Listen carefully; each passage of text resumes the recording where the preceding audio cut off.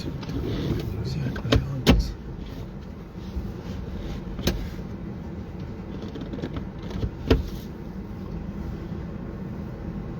साहिब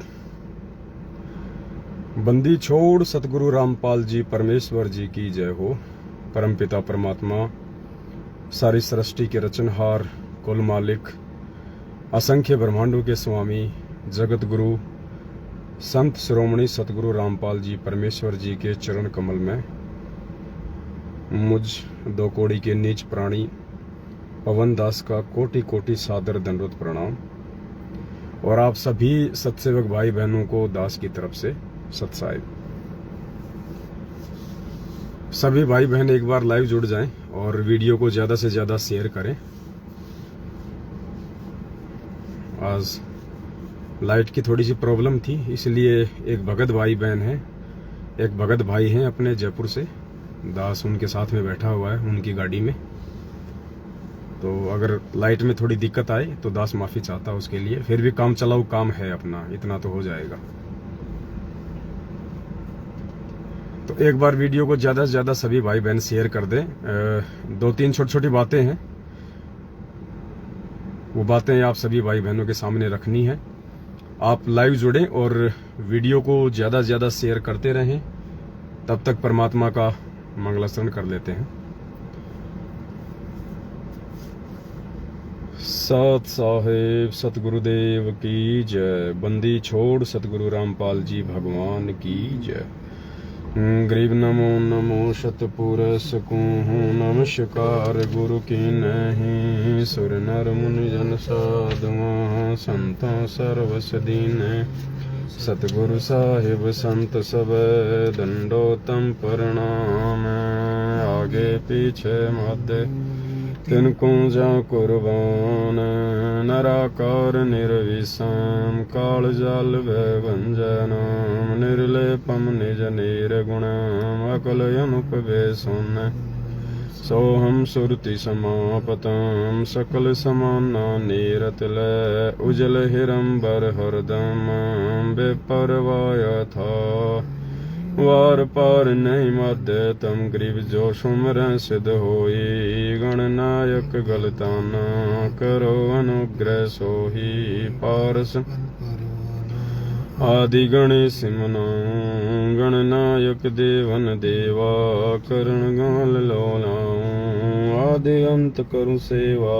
परम शक्ति संगी हृदय सिद्धि दाता सोही। अविगत गुण है अतीतम सत्य पुरुष निर्मोही। जगदम्बा जगदीश मंगल रूप तन मन और पूसीसा।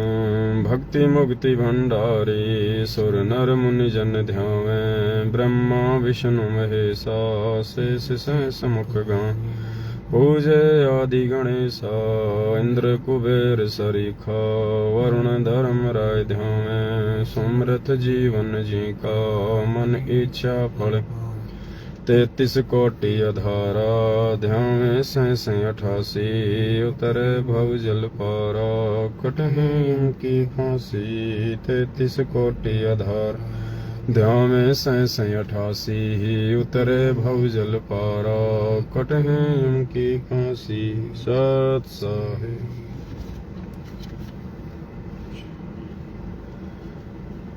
सत साहिब भाई और बहनों, दया परमपिता परमेश्वर जी की। वीडियो को एक बार ज्यादा से ज्यादा सभी भाई बहन लाइव जुड़ते ही शेयर कर दें। आपके पास में फेसबुक के जितने भी ग्रुप हैं, व्हाट्सएप के जितने भी ग्रुप हैं, 2-4 मिनट हम और वेट कर लेंगे, कोई दिक्कत नहीं है। आप आराम से सभी ग्रुपों में एक बार इस लिंक को शेयर कर दें, ताकि सभी भाई बहनों तक जो संदेश परमपिता परमात्मा जो दिलवाना चाहते हैं। और इस कलयुग की पिछली पीढ़ी में जिस प्रकार से काल भगवान हावी है, विशेषकर उन जीव आत्माओं के ऊपर, उन परमेश्वर की प्यारी आत्माओं, भक्त आत्माओं के ऊपर, जिनको परमात्मा ने सेलेक्ट कर लिया है, परमात्मा ने चुन लिया है। और परमेश्वर उन आत्माओं को सचेत करने के लिए किसी भी विधि का प्रयोग करेंगे, किसी को भी निमित्त बनाएंगे और उन आत्माओं को ज्ञान आधार से इतना तैयार करेंगे कि वो आत्मा कभी विचलित ना हो, किसी की अफवाहों का शिकार ना हो और परमपिता परमेश्वर जी के चरणों में वो अटूट श्रद्धा और विश्वास के साथ में जुड़ी रहें। आप भाई बहन जुड़ते हैं, तब तक आपको एक छोटी सी बात बताता हूँ। आज हरियाणा से एक भगत भाई का फोन आया, और क्योंकि अब पुण्यात्माओं दिन ब दिन सतलोक आश्रम मैनेजमेंट हरियाणा से भाई बहन टूट रहे हैं, क्योंकि उन्होंने देख लिया कि उधर कुछ भी नहीं है। उस पेड़ की, कौन से पेड़ की? सतलोक आश्रम मैनेजमेंट हरियाणा रूपी पेड़ की जड़ें परमेश्वर ने बरवाला कांड 2014 के बाद लाइव जो इंटरव्यू दिया था परमात्मा ने टीवी चैनलों को कि भाई ये कमांडो वगैरह मैंने नहीं बनाए, ये राष्ट्रीय समाज सेवा समिति मेरी नहीं है, मैंने किसी को नहीं कहा कि तुम ऐसा करो वैसा करो। उसी दिन से परमपिता परमेश्वर जी ने इस मैनेजमेंट को अपने से दूर कर दिया था, समिति को अपने से दूर कर दिया था, अपने परिवार को अपने से दूर कर दिया था। उसके बाद से इन लोगों का सूखना तय है, क्योंकि परमेश्वर ने बताया कि जो पेड़ होता है, चाहे कितना ही भारी पेड़ हो, चाहे बरगद का पेड़ हो, चाहे नीम का पेड़ हो, और एक बार किसी आंधी तूफान में यदि उसकी जड़ें उखड़ जाती हैं तो वो जमीन पे आड़ा गिर जाता है, तिरछा गिर जाता है और उसकी जड़ें बाहर आ जाती हैं। उसके बाद भी वो जो पेड़ है 10-12 दिन तक हरा भरा दिखाई देता है, लेकिन असल में एक दिन वो सूख जाता है फिर, क्योंकि उसकी जड़ें जमीन से बाहर आ चुकी हैं, वो खोखला हो चुका है। तो ये जो सतलोक आश्रम मैनेजमेंट हरियाणा रूपी जो पेड़ हमें दिखाई देता था मूर्खता में, अज्ञानता में, इसकी जड़ें परमात्मा ने 2014 बरवाला कांड के समय हमको दिखा दी थी, और उसके बाद से इसका सूखना तय था और धीरे धीरे ये सूखने की ओर अग्रसर है। ठीक है, इनके पास भी इनकी भक्ति कमाई है, ऐसी बात नहीं है। इन्होंने भी गुरुजी की काफी संगति की है, किसी ने 20 साल, किसी ने 25 साल, किसी ने 10 साल। परमात्मा का सैकड़ों बार इन्होंने आशीर्वाद लिया है, हजारों बार दंडवत किया है, कितनी बार परमात्मा के हाथों से प्रसाद खाया है, मालिक के चरणों की सेवा भी पाई है, जो नसीब हमें अभी तक नहीं प्राप्त हुआ है ज्यादातर भाई बहनों को। तो पुण्यात्माओं, भक्ति तो है ही इनके पास, और परमेश्वर का विधान है कि जब तक आपके पास में आपके पुण्य हैं, संचित हैं, तब तक आप चाहे कितने खोटे कर्म करो, कितने उल्टे कर्म करो, परमात्मा आपको कांटा भी नहीं चुभने देगा। और जिस दिन आपके वो पुण्य कर्म समाप्त हो जाएंगे, उसके बाद आपके पाप कर्मों का दौर शुरू होगा। फिर देखना आपके जीवन में कैसे निराशा, उदासी, अकेलापन, तरह तरह के ब्रेकर, झटके आने शुरू हो जाएंगे।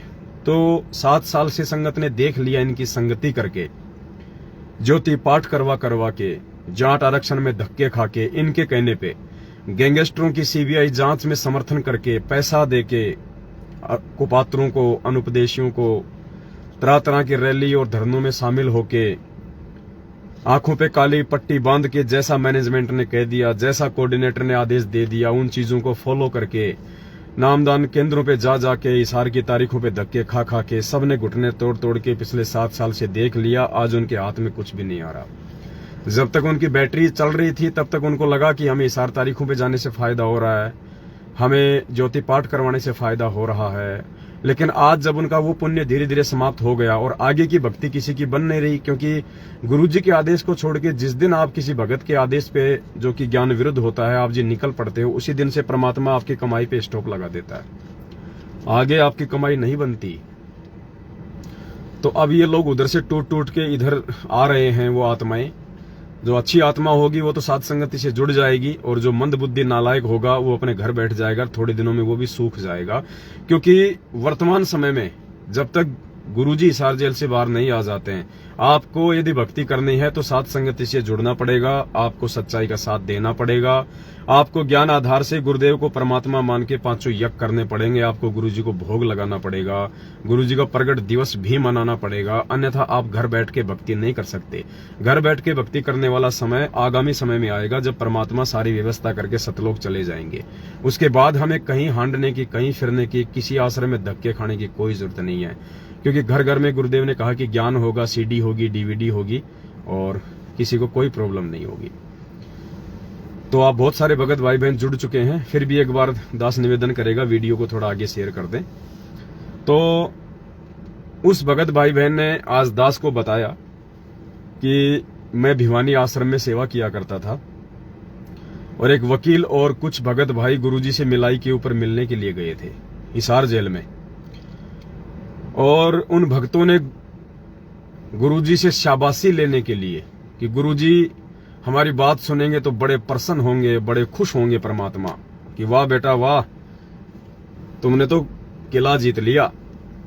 तो उन भक्तों ने गुरुजी से बड़े खुश होकर कहा कि परमात्मा, पता नहीं परमात्मा तो कहाँ है, नहीं कहा, ये दास के मुंह से निकल जाता है परमात्मा। उन्होंने कहा, वो भाई बता रहा था, उन्होंने कहा गुरुजी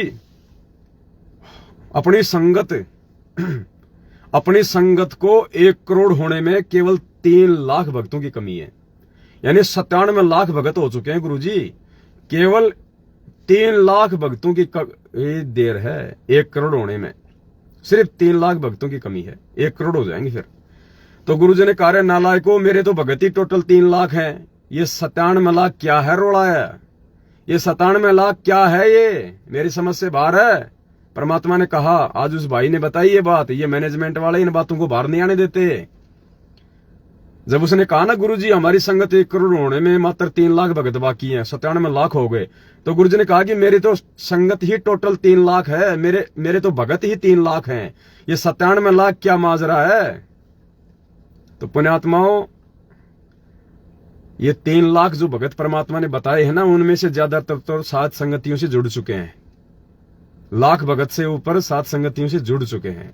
और जो बाकी के परमात्मा ने 2 लाख और बताए, वो मैनेजमेंट से किसी भी समय दूर होके 7 संगति से जुड़ने के बिल्कुल नजदीक हैं, क्योंकि वीडियो सब देख रहे हैं, सच्चाई का सबको पता है।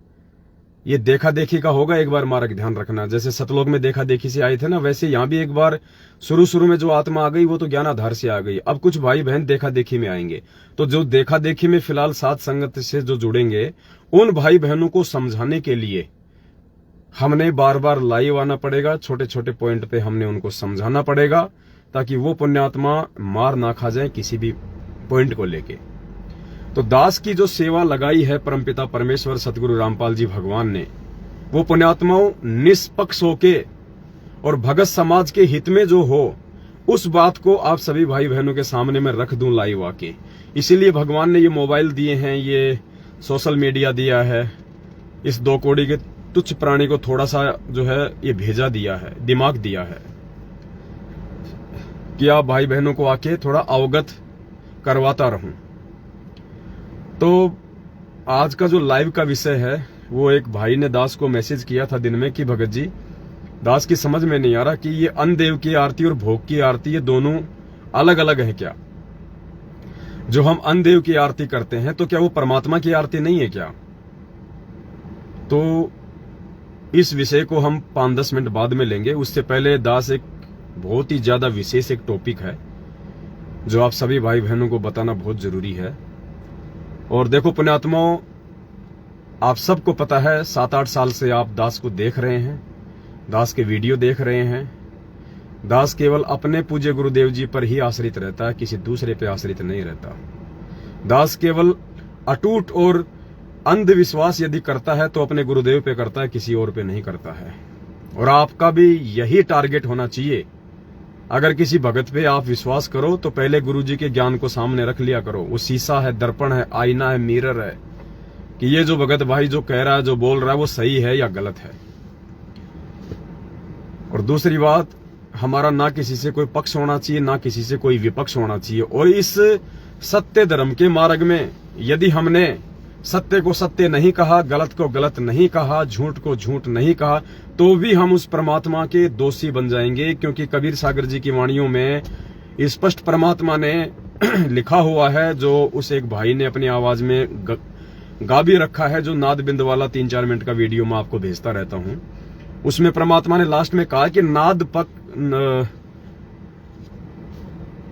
नाद वाले अगर पक्षपात करेंगे तो वो भी जो है संकट में पड़ेंगे, वो दुख में पड़ेंगे। आप और हमारे लिए, सत्सेवकों के लिए, परमात्मा के वचन के बच्चों के लिए यह आदेश है कि नाद वाले यदि कोई पक्षपात करेंगे, यानी साथ संगति से जुड़ के भी यदि कोई पक्षपात करेगा, तो वो जो है दुख में पड़ेगा।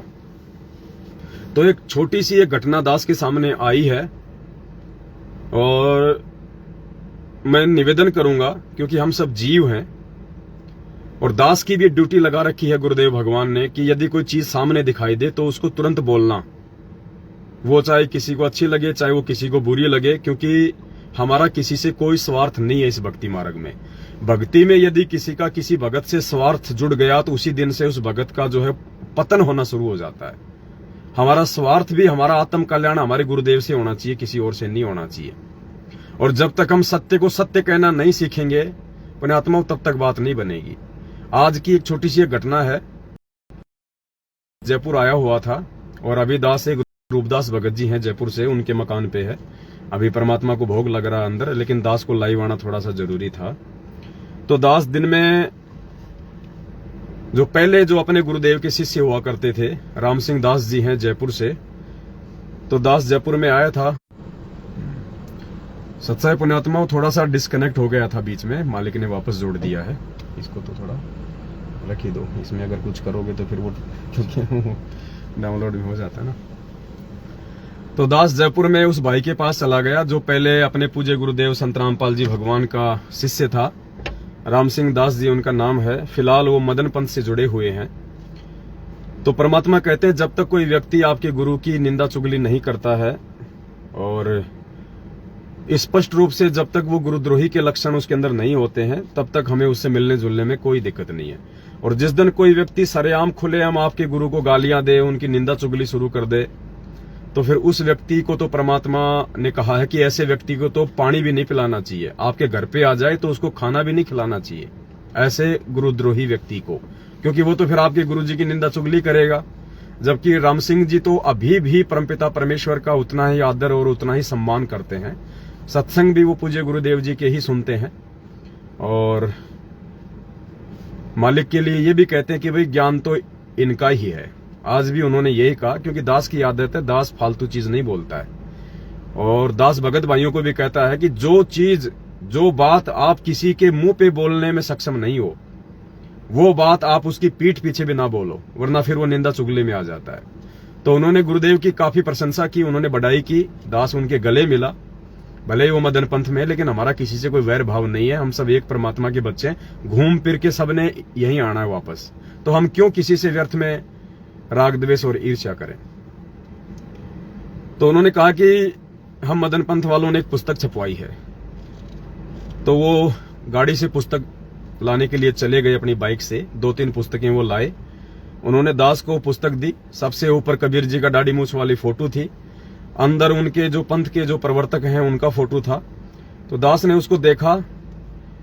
ये दास आपको क्यों बता रहा है? ये दास आपको इसलिए बता रहा है कि अगर जरा सी भी शर्मा शर्मी इस परमात्मा के मार्ग में आप करोगे, जरा सा भी किसी के दबाव में, किसी के प्रेशर में यदि आप आए, पुण्यात्माओं काल वहीं ठग लेगा हमारे को।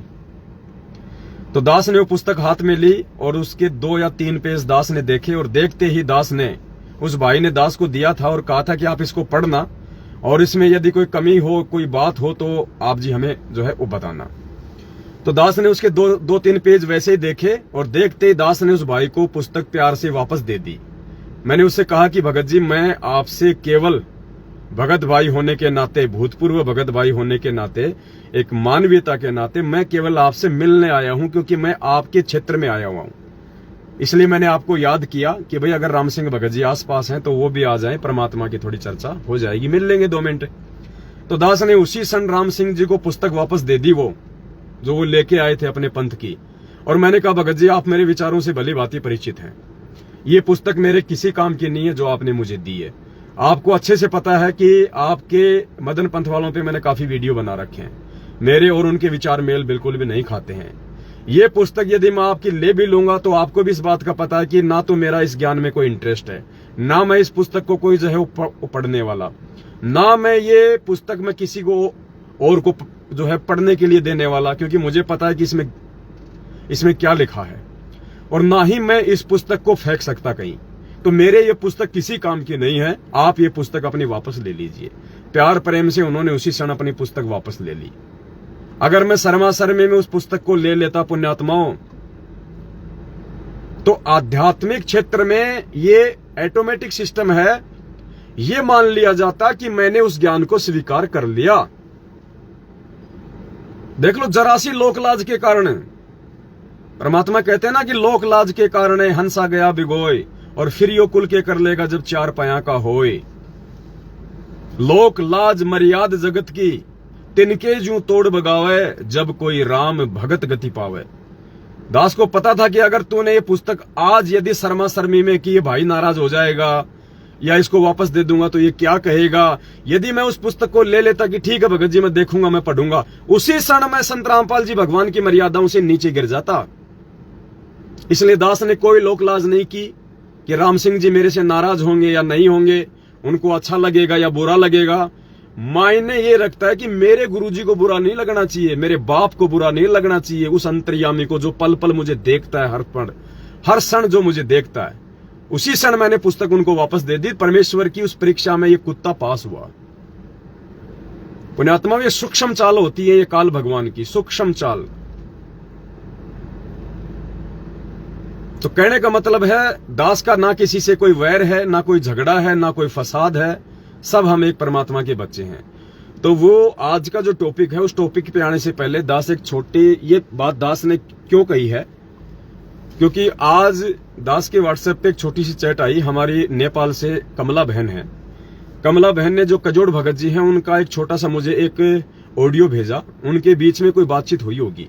हालांकि अभी कजोड़ भगत जी भी यहीं पे आने वाले हैं। वो अपनी जो है वो ड्यूटी पे हैं। रात को 10 बजे वो ड्यूटी से फ्री होंगे। हम लोग अभी भंडारा बन रहा है, मालिक को भोग लग रहा है। 10 बजे तक हम भी भंडारा वंडारा करेंगे, तब तक कजोड़ जी भी आ जाएंगे। लेकिन पुण्यात्माओं, अब मैटर ये नहीं है कि कजोड़ जी नाराज हो जाएंगे या कमला बहन नाराज हो जाएगी। देखो, ना तो मेरा उद्धार कमला बहन से होना है, ना मेरा उद्धार जो है कजोड़ भगत जी से होना है, और ना उनका उद्धार मेरे से होना है। इसलिए कोई शर्मा शर्मी नहीं। जिस सेवा के लिए भगवान ने निमित्त बनाया है वो सेवा आपको करनी पड़ेगी, वो सेवा आपको बतानी पड़ेगी। अगर नहीं बताओगे, नहीं करोगे, गुरुजी के दोषी हो जाओगे। ये काम दास नहीं करेगा। मुझे अपने परमात्मा को प्रसन्न रखना है। तो मैं कजोड़ जी से भी निवेदन करूंगा, और जो कमला बहन जो लाइव जुड़ी हुई है फिलहाल नेपाल से, मैं उससे भी निवेदन करूंगा, दास के भावों को समझने का प्रयास करना। कोई मन में कोई अपने ऐसे वैसे विचार लाने की आवश्यकता नहीं है, क्योंकि हम सब जीव हैं। त्रुटियां किसी से भी हो सकती हैं, लेकिन हमने अपने मन में एक दूसरे के प्रति कोई ऐसा भाव नहीं लेके आना है। हमने समझने का प्रयास करना है कि क्या वास्तव में ये सत्य है या गलत है। जो छोटी सी घटना जो आज जो घटी है, हो सकता है कमला बहन को भी इस बात का नहीं पता होगा कि क्या घटना घट गई, और कजोड़ जी को भी नहीं पता अभी तक कि क्या घटना घट गई। लेकिन जो ऑडियो मेरे पास में आई है, उस ऑडियो के माध्यम से परमात्मा ने क्या जो है आने वाले समय में कोई ऐसी त्रुटि भगत समाज से ना हो जाए, उसको रोकने के लिए, क्योंकि आपको पता है पुण्यात्मा, परमात्मा उसी क्षण दास के अंदर प्रेरणा कर देते हैं, और दास को मजबूरन बोलना पड़ता है। दास की औकात नहीं है कि दास बोल दे, लेकिन परमात्मा जी बुलवा देते हैं। फिर चाहे प्रधानमंत्री के खिलाफ बोलना हो, चाहे राष्ट्रपति के खिलाफ बोलना हो, जो सत्य है फिर दास को बोलना पड़ता है। दास मजबूर है, क्योंकि पीछे से परमात्मा का प्रेशर होता है। मैं जीव हूं, मैं शर्मा शर्मी कर सकता हूं, लेकिन परमात्मा ने यदि बुलवाना है तो बैसाराम की तरह बुलवा देगा, वो इंसानी भाषा में बुलवा देगा वो। तो कजोड़ जी और कमला बहन से मेरा निवेदन है, मेरी बातों का अन्यथा कोई जो है मतलब ना निकाले। और आपको पता है कि दास बिल्कुल इस मामले में बिल्कुल स्पष्टवादी है। जो सेवा भगवान ने दी हुई है, हो सकता है परमात्मा ने इन दोनों को इस घटना के लिए निमित्त बनाया हो। मैं ये नहीं कहता कि उनकी गलती है। हो सकता है परमात्मा तो जानबूझ के भी गलतियां करवा देते हैं भाई, एक संदेशा दिलवाने के लिए। आपने देखा होगा ना, परमात्मा का एक सत्संग था रामानंद जी का। तो गुरुजी ने कहा कि मालिक ने रामानंद जी से, मतलब क्या प्रकरण था परमात्मा का, रामानंद, हाँ, रामानंद जी बार बार सवाल कर रहे थे। तो गुरुजी ने बताया कि परमात्मा जानबूझ के उसके मन में शंका पैदा कर रहे थे। कबीर जी 650 साल पहले जानबूझ के रामानंद जी के मन में शंकाएं पैदा कर रहे थे। क्यों? वो शंकाएं परमात्मा इसलिए पैदा कर रहे थे ताकि ये जो मैं चाहता हूं वो सवाल पूछे, और इन सवालों का आज मैं जवाब दूं, और ये जवाब आगे चल के कबीर सागर में लिपिबद्ध हों, और आगे पिछली पीढ़ी की आत्माएं फिर वो गलती ना करें जो गलती आज ये रामानंद करने जा रहा है। इसलिए गुरुजी ने कहा कि परमात्मा जानबूझ के उसके अंदर शंका पैदा कर रहे थे। तो हो सकता है परमात्मा ने इन दोनों भाई बहनों को निमित्त बनाया हो और दास को फिर संदेशे के लिए निमित्त बनाया हो। तो ध्यान से सुनने की बात है पुण्यात्माओं, ये जो घटना वर्तमान में जो घट रही हैं, ये जरूरी नहीं है कि आज हमारे लिए ही ये सबक हैं। ये वीडियो फिर आने वाली आत्माओं के लिए, क्योंकि हजारों साल ये साइंस चलेगी। जब तक ये गुरु जी का ज्ञान चलेगा, गुरु जी का नाम चलेगा, जब तक ये कलयुग में ये सतयुग चलेगा 2000, 3000, 4000 साल तक, तब तक ये साइंस चलेगा, ये विज्ञान चलेगा, ये टीवी, रेडियो, मोबाइल सब चलेंगे और तब तक ये वीडियो भी चलेंगे। तो ये आने वाली आत्माओं के लिए भी सबक बनेंगे कि हमने छोटी छोटी बातों पे भी कितना गौर करना पड़ेगा। तो 2-4 दिन पहले जो सेवा लिखी जा रही थी, जो 10वें अंश की जो ये सेवा थी, जो गाड़ी वगैरह लाने की बातचीत हो रही थी, जो अब बंद हो चुकी है, तो नेपाल से दास के पास में कमला बहन का मैसेज आया था कि भगत जी नेपाल से 8-10 भक्तों की सेवा लिखी जा चुकी है 4-5 लाख रुपए के आसपास। तो वो सेवा हम आपको किस प्रकार से जो है वो भेजें। तो दास ने कहा कि बहन जी 1-2 दिन में दास आपको बता देगा और उसके बाद आप जी उस सेवा को भेज दो। पुण्यात्माओं, इंडिया में अभी तक 5-5 लाख रुपए की एंट्रियां हैं, 2, 3, 1-1.5 लाख की तो सैकड़ों एंट्रियां हैं। 5-5 लाख तक की एंट्रियां हैं। अब विचार करना, दास ने अभी तक किसी को भी नहीं कहा कि आप जी वो पैसा दो। आप जी ने जो एंट्री करवाई थी, भगत जी आप वो कब भेज रहे हो, आपको क्या खाता नंबर दूं, आपको क्या दूं, अभी तक दास ने किसी भी प्रकार के किसी भी भाई को फोन नहीं किया है, क्योंकि दास ने पहले ही ये स्पष्ट कर दिया था कि ये कुछ अलग सेवा है और इस सेवा के लिए परमात्मा ने केवल अकेले पवन दास को ही निमित्त बनाना है। इसलिए ये पवन दास अपने दोनों नंबर दे रहा है और आपने इस पवन दास को ही एंट्री करवानी है, किसी और व्यक्ति को सेवाओं की एंट्री नहीं करवानी। और जब तक ये पवन दास आपको वापस फोन करके आपको जब तक ये बात ना कहे कि भगत जी आपने जो एंट्री करवाई थी वो आप जी इस खाता नंबर में भेज दो, तब तक आपने वो पैसा किसी को नहीं भेजना, चाहे ब्रह्मा विष्णु महेश का फोन क्यों ना आए। ये बात दास ने आप लोगों को अच्छे से समझा दी थी। पुण्यात्माओं, मैटर कोई पैसे का नहीं है, ना यहां किसी को कोई पैसे की भूख है, ना मुझे पैसे की भूख है, ना कजोड़ जी को पैसे की भूख है, ना किसी और को पैसे की भूख है। संदेशा समझना परमात्मा क्या दिलवाना चाह रहे हैं। काल कहां पे हमें ठग लेगा, कहां पे हमें धोखा दे देगा, और आज हम गलतियां करेंगे तो आने वाली आत्माएं फिर क्या सबक लेंगी। बात पैसे की नहीं है। मैं पवन दास या कोई और भाई कोई संगत के पैसों से अपना पेट नहीं पाल रहा। हमने कोई अपना परिवार चलाने के लिए आप लोगों से ये पैसे की सेवा नहीं लिखवाई है। नहीं, आप इन चीजों को समझने का प्रयास करना, परमात्मा रिहर्सल क्या करवा रहे हैं। आने वाले समय में हम भाई बहनों को ही एक दूसरे पे विश्वास करके परमेश्वर के मार्ग में आगे बढ़ना है। और ये रिहर्सल परमात्मा को सतलोक जाते समय 2 घंटे पहले नहीं बताएंगे कि बच्चों आपने ऐसा ऐसा करना, ऐसा ऐसा करना। इसकी रिहर्सल परमात्मा शुरू से करता है। तो आने वाले समय में परमात्मा थोड़े ना कोई राज करेगा। वो राजाओं का राजा, सतलोक का राजा इस गंदे लोक में क्या राज करेगा। वो अपने बच्चों को निमित्त बनाएगा।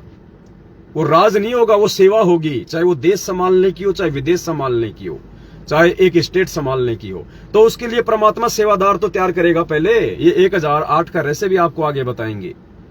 तो परमेश्वर देखे भी गा ना आपस में कि मेरे बच्चे आपस में ज्ञान आधार से एक दूसरे पे कितना विश्वास करते हैं, कितना आपस में एक दूसरे को ये समझते हैं, और कितना एक दूसरे की बातों से ज्यादा आगे चलते हैं या केवल उतना ही चलते हैं जितना उनको संदेश दिए जाते हैं। तो दास ने इंडिया वाले किसी भी भगत भाई बहन को, सब लाइव देख रहे हैं, यहाँ झूठ पाखंड का काम नहीं है। इतनों ने एंट्री करवाई है, 60-70 लाख रुपए की एंट्री हो चुकी है। दास ने अगर किसी को भी अभी तक यदि फोन, क्योंकि 2 दिन हो गए, उस सेवा भी जो है वो बंद हो चुकी है, अभी तक दास ने एक भी भाई को फोन करके नहीं कहा कि भगत जी वो पैसा आप जी भेज दो। हालांकि मेरे पास में बहुत फोन आ रहे हैं कि भगत जी वो सबसे पहले हमारी सेवा लगा दो, भगत जी सबसे पहले, रोते हैं बेचारे कि भगत जी सबसे पहले मेरी सेवा लगाओ, सबसे पहले मेरी सेवा लगाओ। दास ने कहा नहीं भाई, जब तक आवश्यकता नहीं होगी दास किसी से 1 रुपया नहीं लेगा। अगर 2 साल आवश्यकता नहीं हुई, दास किसी से 1 रुपया भी नहीं लेगा। आप अपने पास रखना अपनी, जब फोन आ जावे आपके पास में होवे तो आप जी दे दो। अगर आपने खर्च कर दिया तो कोई बड़ी बात नहीं, अपनी एंट्री माइनस करवा दो। आपकी ना देने की इच्छा हो, बीच में आपका मन बदल जाए, कोई बड़ी बात नहीं है। हम आपसे कोई नाराज नहीं होंगे, कोई लेन देन नहीं है हमारा, हमें कोई स्वार्थ नहीं है कोई आपके पैसों से कि आपने वो 50,000 की एंट्री करवाई थी, अब आप ये कैंसिल करवा रहे हो। नहीं, हमें कोई स्वार्थ नहीं है, चाहे सारे कैंसिल करवा दो। हम पैसे के लिए नहीं, हम अपने आत्म कल्याण, अपने मोक्ष के लिए इस मार्ग में जुड़े हुए हैं। लेकिन रिहर्सल क्या करवा रहा परमात्मा, ध्यान उस चीज का रखना है। तो दास ने केवल नेपाल वाले भाई बहनों के लिए ही क्यों कहा? और पुण्यात्माओं, आपको विश्वास होना चाहिए कि दास नहीं बोलता जब लाइव आता है तब। परमात्मा, ये सोच लो कि परमात्मा ही बुलवा रहे हैं। जैसे जगत वालों के यहां होता है ना कि कंठ कमल में बसे अविद्या ज्ञान ध्यान बुद्धि नाश ही, जो जगत वाले होते हैं, अनुपदेशी होते हैं, उनके कंठ कमल में तो 24 घंटे कौन रहती है? ये दुर्गा। तो वो दुर्गा सब कुछ हैंडल करती है कि क्या बोलना है, कितना बोलना है, किसका भला करना है, किसका बुरा करना है। और सतगुरु की शरण में आने के बाद में ये दुर्गा जो है कंठ कमल से हट जाती है, फिर ये परमात्मा बैठ जाता है, फिर वो परमेश्वर ही संदेश दिलवाता है। और स्पेशली ऐसे समय में जब लाखों की संगत को परमात्मा ने हैंडल करवाना हो तो किसी जीव के बस की बात नहीं है जो आपको संदेशा दे सके और उसके संदेशे पे आप जी विश्वास कर सको। ये संभव नहीं है पुण्यात्माओं। तो इस पवन दास से परमात्मा ने नेपाल की संगत के लिए ही ये क्यों बुलवाया कि भाई आप लोग अपनी सेवा भेज दो, जबकि इंडिया में 5-5 लाख की एंट्री है एक भाई बहन की, उनको किसी ने दास ने फोन नहीं किया अभी तक। नेपाल के भक्तों के लिए ही परमात्मा ने क्यों बुलवाया? अब हम आते हैं मेन मुद्दे पे। तो दास ने कमला बहन को 1-2 दिन पहले कहा था कि बहन जी आप वो जो पैसा है वो जिस भी विधि से आ सके, कोई अकाउंट में, कोई खाते नंबर में या कोई मनी ट्रांसफर के माध्यम से, तो आप सभी भाई बहन जो नेपाल वाले हैं उनकी सेवा आप जी एक जगह इकट्ठी कर लो और आप दास को फोन करना, दास आपको खाता नंबर दे देगा, आप उसमें नेपाल वाले भाई बहनों की सारी राशि यहां पे भेज देना। देखो, अगर दास यहाँ पे इंडिया वालों की भी तो ले सकता है, जबकि अभी तक ऐसा कुछ आगे कोई फाइनल ही नहीं है कि गाड़ी अभी लेनी है या बाद में लेनी है, कुछ है ही नहीं अभी तक। और ऐसा कुछ होता तो सबसे पहले ये तो कॉमन सेंस की बात है, इंडिया वालों की सेवा लगेगी, क्योंकि कहां हम 20-20 हजार रुपए इकट्ठा करेंगे और कहां 5 लाख रुपए आ रहे हैं। तो ज्यादा कोई माथा पच्ची का काम ही नहीं है। 2 भाइयों को फोन किया, 10 लाख उन्होंने भेज दिए, आ गई गाड़ी। तो ये विचार करो कि परमात्मा ने दास से नेपाल वाले भाई बहनों के लिए ही ये क्यों संदेशा दिलवाया कि उनकी सेवा भेज दो। उसके बाद में हो सकता है कमला बहन की कजोड़ भगत जी के साथ कोई बातचीत हुई होगी और कमला बहन ने कजोड़ भगत जी का जो खाता नंबर है वो नेपाल के किसी ललित भगत को या किसी नेपाल से कोई बाहर रहता होगा, मुझे पता नहीं, उस भगत को खाता नंबर दे दिया और कहा कि भगत जी आप इस खाते में जो है आप जी अपना सेवा डाल दो। अपने आत्माओं, ये सबसे बड़ा माइनस पॉइंट है। मैं ये नहीं कह रहा कि कजोड़ भगत जी आपके पैसे का दुरुपयोग करने वाले हैं या उन्होंने आज से पहले आपके पैसे का जो है कोई दुरुपयोग किया होगा, नहीं। लेकिन नियम क्या था? जब वीडियो बने तो नियम क्या थे कि जब तक दास खुद वापस फोन नहीं करे आपको और दास के जब तक इन्हीं नंबरों से आपके पास वापस फोन ना आए और जब तक दास आपको खाता नंबर ना बताए, वो चाहे दास आपको कजोड़ जी का दे दे, तब तक आपने अपना 1 पैसा नहीं डालना, क्योंकि ये 10वें अंश की सेवा है और इस सेवा के लिए परमात्मा ने सोच समझ के दास को निमित्त बनाया है। जब तक दास ना कहे तब तक आपने 1 रुपया ना तो मेरे खाते में डालना है, ना अपने कजोड़ जी के खाते में डालना है, ना अपने किसी राष्ट्रपति के खाते में डालना है। उसके बाद भी ये घटना जो हुई है, ये घटना कुछ ठीक नहीं है। ये थोड़ी सी मूर्खता को दर्शाती है, थोड़ी सी अज्ञानता को दर्शाती है। ठीक है, बातचीत हो गई। बातचीत होने के बाद में बहन ने मुझे कजोड़ भगत जी की एक ऑडियो भेजी छोटी सी, जिसमें कजोड़ भगत जी ने बहन को कहा कि बहन आप एक काम करो, आप नेपाल की सेवा अभी इंडिया मत भेजो, क्योंकि अगर हमें जरूरत होगी तो सबसे पहले हम इंडिया वालों से लेंगे हम सेवा। कजोड़ दास जी का मैसेज है, बात नहीं हुई थी। हो सकता है आपकी कोई चैट हुई होगी भगत जी, मुझे नहीं पता। बातचीत का मैं नहीं, मतलब बातचीत का मतलब आपकी व्हाट्सएप पे कोई चैटिंग हुई होगी या बहन ने आपको कोई जो है वो भेजा होगा, मुझे नहीं पता। वो बहन ने आपकी एक ऑडियो भेजी थी जिसमें आप जी ने बहन को ये कहा था कि भाई अभी हम इंडिया वालों की सेवा लगाएंगे हम पहले, और आप नेपाल वालों का जो है पैसा आप जी वही रहने दो, क्योंकि नेपाल का पैसा यदि इंडिया भेजा जाएगा तो वो पैसा माइनस होके आएगा। आपने बिल्कुल उनको सही राय दी थी, कोई आपने वो गलत काम नहीं किया, लेकिन बात यही तक सीमित नहीं है भगत जी। पर ये अध्यात्म है भगत जी, अध्यात्म। और अध्यात्म में यदि निमित्त कर्ता के अकॉर्डिंग यदि कोई काम हो रहा है और निमित्त कर्ता के बीच में यदि कोई इंटरफेयर होता है तो भगत जी वहां पे दिक्कत आ जाती है फिर। वरना मुझे आवश्यकता नहीं थी मेरे नंबर देने की, हर बार तो मैंने संगत में आप जी का खाता दिया हुआ भगत जी, लेकिन आपका खाता सिर्फ और सिर्फ किस लिए दिया था? ज्योति के पैसे डालने के लिए। जो भाई बहन अपने घर पे ज्योति नहीं जला पा रहे हैं किसी मजबूरीवश, वो भाई बहन कजोड़ भगत जी के अकाउंट में अपनी ज्योति जलवाने के लिए अपना घी का पैसा भेजें। बाकी यदि किसी को अपनी सेवा भेजनी होती थी तो हम बात करके दिया करते थे, लेकिन ये 10वें अंश की बात है। ये वर्तमान की जो सेवा है, ये उसके विषय में दास ने सभी को लाइव में बोल दिया था कि जब तक दास फोन ना करे तब तक आपने कोई सेवा कहीं नहीं भेजनी है। तो आपने बहन को ये सुझाव दिया था और बिल्कुल आपने सही दिया सुझाव, आपकी गलती नहीं है इसमें। आपने कहा कि बहन नेपाल से यदि 9,000 रुपये आप इंडिया भेजोगी तो तकरीबन 4 या 5,000 रुपये माइनस हो जाएंगे और भगत की 4,000 या 5,000 रुपये सेवा इंडिया आ पाएगी, तो वो पैसा भगतों का वेस्ट हो जाएगा, कोई मतलब नहीं रहेगा। तो नेपाल में यदि कभी कोई सेवा हुई, कोई भक्ति बोध छपवानी है, कोई पुस्तक छपवानी है, तो वो पैसा नेपाल में ही यूज कर लिया जाए। और इंडिया में भगत भाई बहनों ने काफी संख्या में पैसा जो है लिखवा दिया है, तो पहले हम इंडिया वालों से ही हम उस पैसे का यूज करेंगे। बिल्कुल भगत जी, आप बिल्कुल राइट हैं, कहीं कोई दिक्कत नहीं है। जो बात है दास वही बोलेगा, दास की सेवा भगत जी यही है। लेकिन इससे ऊपर भगत जी अध्यात्म है, इससे ऊपर भी परमात्मा ने कुछ चीजें जो है दास को समझा रखी हैं। अब आप लोगों के समझ में आएंगी वो चीज कि आपने जो उनको सलाह दी वो आपके लेवल तक ठीक थी, लेकिन दास के लेवल के हिसाब से वो ठीक नहीं थी, क्योंकि दास को परमात्मा ने जिस प्रकार से निमित्त बनाया है वर्तमान में, तो दास को परमात्मा क्या संदेश देने के लिए निमित्त बनाते हैं, उनका क्या मतलब होता है, क्या उनका अर्थ होता है, ये वो परमात्मा जानता भगत जी। तो बहन ने आपकी वो ऑडियो मुझ दास के पास में भेजी, तो तुरंत परमात्मा ने दास को जो है वो प्रेरणा की। तो मेरे कहने का मतलब ये है बहन जी, अब आप इन चीजों पे आप विचार करना, अब आप इन चीजों पे विचार करना, क्योंकि आपने डायरेक्ट कजोड़ जी का नंबर, खाता नंबर आपने उस भगत को भी भेज दिया, जैसा कि आपने अपनी ऑडियो में जिक्र किया, जबकि मेरी तरफ से कोई हरी झंडी नहीं थी कि आपने कजोड़ जी का खाता भेजना है या मेरा खाता नंबर भेजना है या किसी और का भेजना है। तो सबसे पहली जो गलती है जो कमला बहन की, देखो जो गलती वो गलती है पुण्यात्माओं। दास यदि गलत हो किसी भी पॉइंट पे, कभी भी आप दास को सरेआम बोलिए, दास पूरी संगत में हाथ जोड़ के माफी मांगेगा कि ये मुझ कुत्ते से गलती हुई है, और मैं दोनों कान पकड़ के परमपिता परमात्मा जी से और परमपिता परमात्मा की सारी संगत से माफी मांगता हूं कि आगे से इस दास से ऐसी कोई गलती नहीं होगी। और दास ने काफी बार अपनी गलतियां जो हुई हैं छोटी मोटी, दास ने स्वीकार भी की है।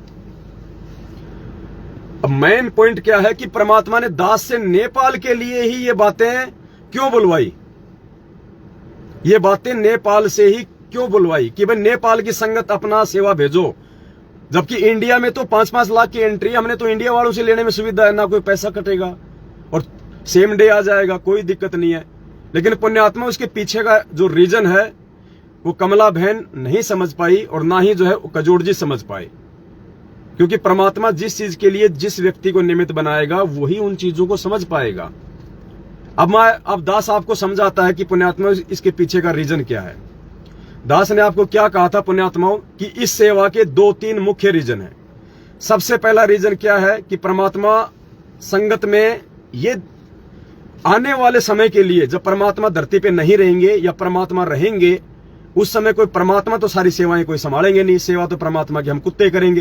तो आपस में हम एक दूसरे का सहयोग करें, प्यार से प्रेम से एक दूसरे के ऊपर विश्वास करके, एक ने कही दूजे ने मानी, कहे कबीर वो दोनों ज्ञानी। इस पॉइंट के ऊपर कि मेरे बच्चे आपस में मेरे ज्ञान को समझ के एक मत रहे, आपस में उनका ज्ञान आधार से उनका विश्वास रहे, और वो जो है टांग खिंचाई ना करें, और जो एक भाई जो संदेशा दे दे, जो बात बोल दे, जिसको गुरुजी ने बोल दिया कि बेटा आपने ये काम करना है, तू अपने भाई बहनों से ये काम इस प्रकार से जो है इन सेवाओं को अंजाम दो, तो बाकी जो आत्माएं हैं वो उन पे विश्वास करें, वो उन पे यकीन करें, और ज्ञान आधार से यदि कहीं लगता है ये गलत है तो उसके ऊपर विचार करें, और फिर बोलने में कोई दिक्कत नहीं। तो नेपाल की संगत के लिए ही परमात्मा ने क्यों हाँ भराई, मुझे भी नहीं पता इस बात का मुझे नहीं पता था कि परमात्मा इंडिया में तो इतनी सेवा लिखी हुई है, रोज उनके फोन आते हैं कि भगत जी सबसे पहले मेरी सेवा लगाओ, मेरी लगाओ। ये मालिक आपने नेपाल वाले भाई बहनों के लिए ही क्यों हाँ भरवा दी कि नेपाल वाले भेज दो, जबकि पैसा भी तो माइनस हो रहा है नेपाल का। मुझे भी पता है इस बात का कि इंडिया की करेंसी क्या और नेपाल की करेंसी क्या है, लेकिन दास ने सोचा कि भाई परमात्मा की भाई इसमें कोई रजा होगी, कोई मेहर होगी। अब फिर दास को परमात्मा ने समझाया कि बेटा इसका रीजन क्या था, इंडिया को छोड़ के सबसे पहले सेवा के लिए नेपाल वाले भाई बहनों की सेवा क्यों बुलवाई जा रही थी। तो कजोड़ जी ने जो कहा कि भाई वो पैसा माइनस हो जाएगा और वो सेवा जो है कोई काम की रहेगी नहीं, मतलब उसका सेवा का आधा पैसा ही यूज आ पाएगा, वो माइनस हो जाएगा। बिल्कुल सही बात है आपकी भगत जी। अगर हम विचार करें तो दास ने दूसरा पॉइंट ये बताया था कि पता नहीं किसके संस्कार में, किसके भाग्य में आगे चल के कौन सा दुख है, कौन सी तकलीफ है, कौन सी परेशानी है, किस आत्मा के संस्कार में क्या संकट है। उस संकट को परमात्मा ने कहा ना कि कुछ संकट आपके दान से कटेंगे, कुछ संस्कार आपके सेवा से कटेंगे, कुछ संकट आपके सत्संग सुनने से कटेंगे। परमात्मा का ये कुत्ता गुरुदेव जी से दंडवत माफी मांगता कजोड़दास। नहीं भगत जी आपकी कोई गलती नहीं है बड़े भाई। दास ने शुरू में क्या कहा कि हो सकता है परमात्मा ने एक संदेशा दिलवाने के लिए आपको और बहन को निमित्त बनाया हो। मैं आप लोगों को ये नहीं कह रहा कि आपके मन में कोई छल कपट है, कोई और है, नहीं। अगर आपके मन में कोई छल कपट है तो उससे पहले तो मैं नीच हूं आपसे। दास ये नहीं कह रहा बड़े भाई, इसमें कोई माफी मांगने वाली कोई बात नहीं है। आप दास ने शुरू में कहा था कि दास के भावों को समझने का प्रयास करना, कहीं कोई नाराजगी जाहिर ना करना भगत जी, क्योंकि हम सब भगत जी हम मिट्टी के पुतले हैं। गलतियां किसी से भी यहाँ पे हो सकती हैं, लेकिन जो अपनी गलती को स्वीकार कर ले, जो सुधार ले, उसको परमात्मा ने महान आत्मा बताया, महान आत्मा। विश्वामित्र कितना बड़ा क्रोधी था और वशिष्ठ कितना शांत था। वो अपने आप को सहनसा समझता था विश्वामित्र, और वो उसके 100 पुत्रों की 60 पुत्रों की उसने हत्या कर दी थी, और उस दिन वो उसको भी मारने गया था। और जिस दिन उसने उससे माफी मांगी जाके, उसके विचार सुन के, देख के, उसके बाद से उसको वशिष्ठ ने कहा कि उठो ब्रह्म ऋषि, आज तुम ब्रह्म ऋषि बन गए। तो गलतियां भगत जी मुझसे भी होती हैं, मैं कोई ऐसा थोड़ी कि डायरेक्ट मतलब सतलोक से टपकाऊं। मैं मुझसे भी हुई है गलतियां जो मैं बता भी नहीं सकता नाम लेने के बाद। दास से तो ऐसी ऐसी गलतियां हुई है, लेकिन मेरे भाव मेरे परमात्मा में थे, इसलिए परमात्मा ने उन गलतियों के ऊपर क्रॉस लगा दिया, और आज परमात्मा ने दास को ये आप सभी भाई बहनों की सेवा के लिए निमित्त बना रखा है। तो मेरा कजोड़ भगत जी से भी मेरा निवेदन है, और कमला बहन है उससे भी मेरा निवेदन है। आपने अपने स्तर पे जो बात की वो बिल्कुल संगत के हित में, कोई दिक्कत नहीं, संगत का जो पैसा बचेगा बहुत अच्छी बात है, लेकिन भगत जी आध्यात्मिक स्तर पे थोड़ी सी उसके अंदर कमी रह गई, थोड़ी सी कमी रह गई आध्यात्मिक स्तर पे। परमात्मा ने क्यों बुलवाया था नेपाल की संगत के लिए वो पैसा इंडिया भेजने का, जबकि नेपाल से इंडिया पैसा भेजने में भी दिक्कत आती है, पैसा माइनस भी होता है। मुझे भी नहीं पता था इस बात का कि क्यों बुलवाया परमात्मा ने, लेकिन बुलवाया। अब जब आप दोनों के माध्यम से ये ऑडियो आई तो दास को परमात्मा ने तुरंत उसका रीजन समझा दिया कि बेटा रीजन क्या है, और वो पैसा माइनस हो रहा तो होने दो, उसमें कोई दिक्कत नहीं, उसमें कोई परेशानी नहीं है। अब दास आप जी को बताएगा जो परमात्मा ने जो दास को जो समझाया। नेपाल से जिन जिन आत्माओं की सेवा इंडिया में आनी थी, क्या पता भगत जी अंतर्यामी है परमात्मा, उसको मालूम है। और हम कोई अपनी तरफ से सेवा लगाने वाले नहीं है भगत जी कि हम चाहें उसकी सेवा लगेगी। परमात्मा जिसके ऊपर उंगली टिकाएगा उसी की सेवा लगेगी, हमारे चाहने से सेवा नहीं लगेगी। तो परमेश्वर का ही ये आदेश है कि भाई नेपाल वालों की सेवा लगे सबसे पहले। अब क्या पता जो नेपाल वाली आत्माएं हैं उनके संस्कार में आगे क्या संकट है, कोई तकलीफ है, कोई परेशानी है, और परमात्मा ने सबसे पहले उनका वो पैसा लगा के उनको कोई राहत देनी हो, परमात्मा ने उनकी कोई रक्षा करनी हो, ये तो मालिक जाने, इसलिए परमात्मा ने बुलवाया। अब यदि वहां पे ऐसी स्थिति में जब परमात्मा उस पैसे को लगवा रहे हैं सबसे पहले नेपाल वाले को, और उस पैसे में यदि भगत जी यदि 50% माइनस जा रहा है तो जाने दो, फिर उस पैसे को नहीं देखना हमने। हमने उस पैसे को नहीं देखना। महत्व उस पैसे का नहीं है कि नेपाल से जो सेवा आएगी उसमें से 60% सेवा जो है बेकार चली जाएगी, केवल 40% ही काम आएगा। भगत जी द्वापर युग में जब वो पूर्ण परमात्मा अंधे महात्मा की भूमिका करके और जब वो द्रौपदी जनाना घाट पे नहाने के लिए गई थी और परमेश्वर को पता था, उस कबीर परमात्मा को पता था कि ये मेरी प्यारी आत्मा है और आने वाले समय में इसके ऊपर बहुत बड़ा संकट आएगा, इसकी इज्जत रक्षा के लिए इसको नंगा किया जाएगा, उस समय इसकी इज्जत रक्षा के लिए आज मैं इससे दान लूं, आज मैं इससे वो कपड़े का दान लूं ताकि आगे चल के जब इसकी शादी हो जाएगी और जब दुशासन इसकी साड़ी खींचेगा, इसको नंगा करेगा, उस समय ये आज का दिया हुआ जो दान है इसको मैं उस समय दूं। और उस समय भगत जी उस परमात्मा ने ये नहीं देखा था कि द्रौपदी का साड़ी का 60% हिस्सा बेकार जाएगा। वो तो अंतर्यामी था, उसको पता था इस बात का। उस मालिक ने उस अंधे महात्मा के रूप में केवल 9 इंच का ही साड़ी का टुकड़ा लेना था, लेकिन वो 9 इंच का साड़ी का टुकड़ा लेने के लिए परमात्मा ने द्रौपदी की पूरी साड़ी की साड़ी बर्बाद करवा दी। क्या उस परमात्मा को नहीं पता था इस बात का कि मेरे हिस्से में वो 9 इंच का टुकड़ा कब आएगा? क्या जब द्रौपदी ने जब पहली बार वो साड़ी का टुकड़ा फाड़ा, क्या परमात्मा उसको अपनी तरफ नहीं बुला सकता था? अरे जब परमात्मा ने शेख तकी की आंखें खोलनी थी तो परमात्मा ने उसी क्षण कमाल की जो लाश बहती आ रही थी उसको अपनी तरफ मोड़ लिया था परमात्मा ने। क्या वो लाश सीधी नहीं जा सकती थी? लेकिन परमात्मा ने अपनी वचन शक्ति से लाश को अपनी तरफ मोड़ लिया, वो किनारे पे आ गई, क्योंकि परमात्मा ने उसको जिंदा करके लाखों लोगों की आंखें खोलनी थी। तो क्या उस अंधे महात्मा के रूप में वो कबीर परमात्मा जब द्रौपदी ने पहली बार साड़ी का टुकड़ा फेंका था, क्या परमात्मा उस साड़ी के टुकड़े को नहीं उठा सकते थे?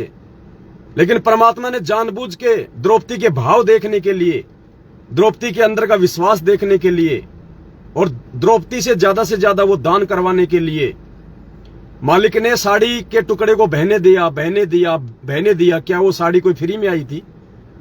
राजा की लड़की थी, उस समय के हिसाब से लाखों रुपए की साड़ी होगी, उसकी कीमती साड़ी होगी उसकी।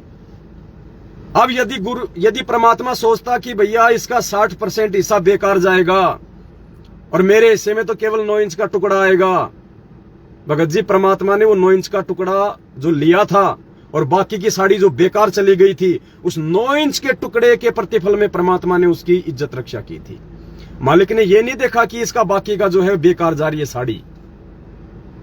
तो भगत जी परमात्मा ने यदि वो संदेशा दिलवाया था नेपाल के भाई बहनों को, तो परमेश्वर ने, भाई या तो आप भाई बहनों को इस दास के ऊपर विश्वास नहीं है अभी तक कि भाई परमात्मा ने इस 2 कौड़ी के बुंडी शकल वाले इस पवन दास को निमित्त बना रखा होगा, और अगर विश्वास है तो भाई फिर थोड़ा कोऑर्डिनेशन बना के चलो, फिर थोड़ा सा समझ बूझ के चलो, आपस में सलाह मशवरा कर लो।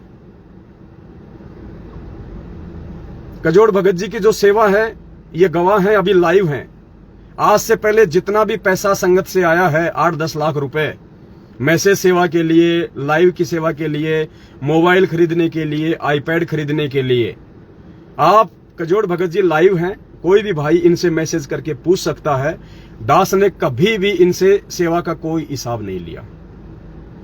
कौन भाई लिखवा रहा है, कौन नहीं लिखवा रहा है, किसने कितना लिखवाया है, ये सेवा दास ने कहा था कि कजोड़ भगत जी ये सेवा आपकी है। दास आपकी सेवा में जिंदगी भर इंटरफेयर नहीं करेगा। दास ने कभी भी आप अगर इनसे हिसाब मांगा हो तो आप इनसे पूछ लो।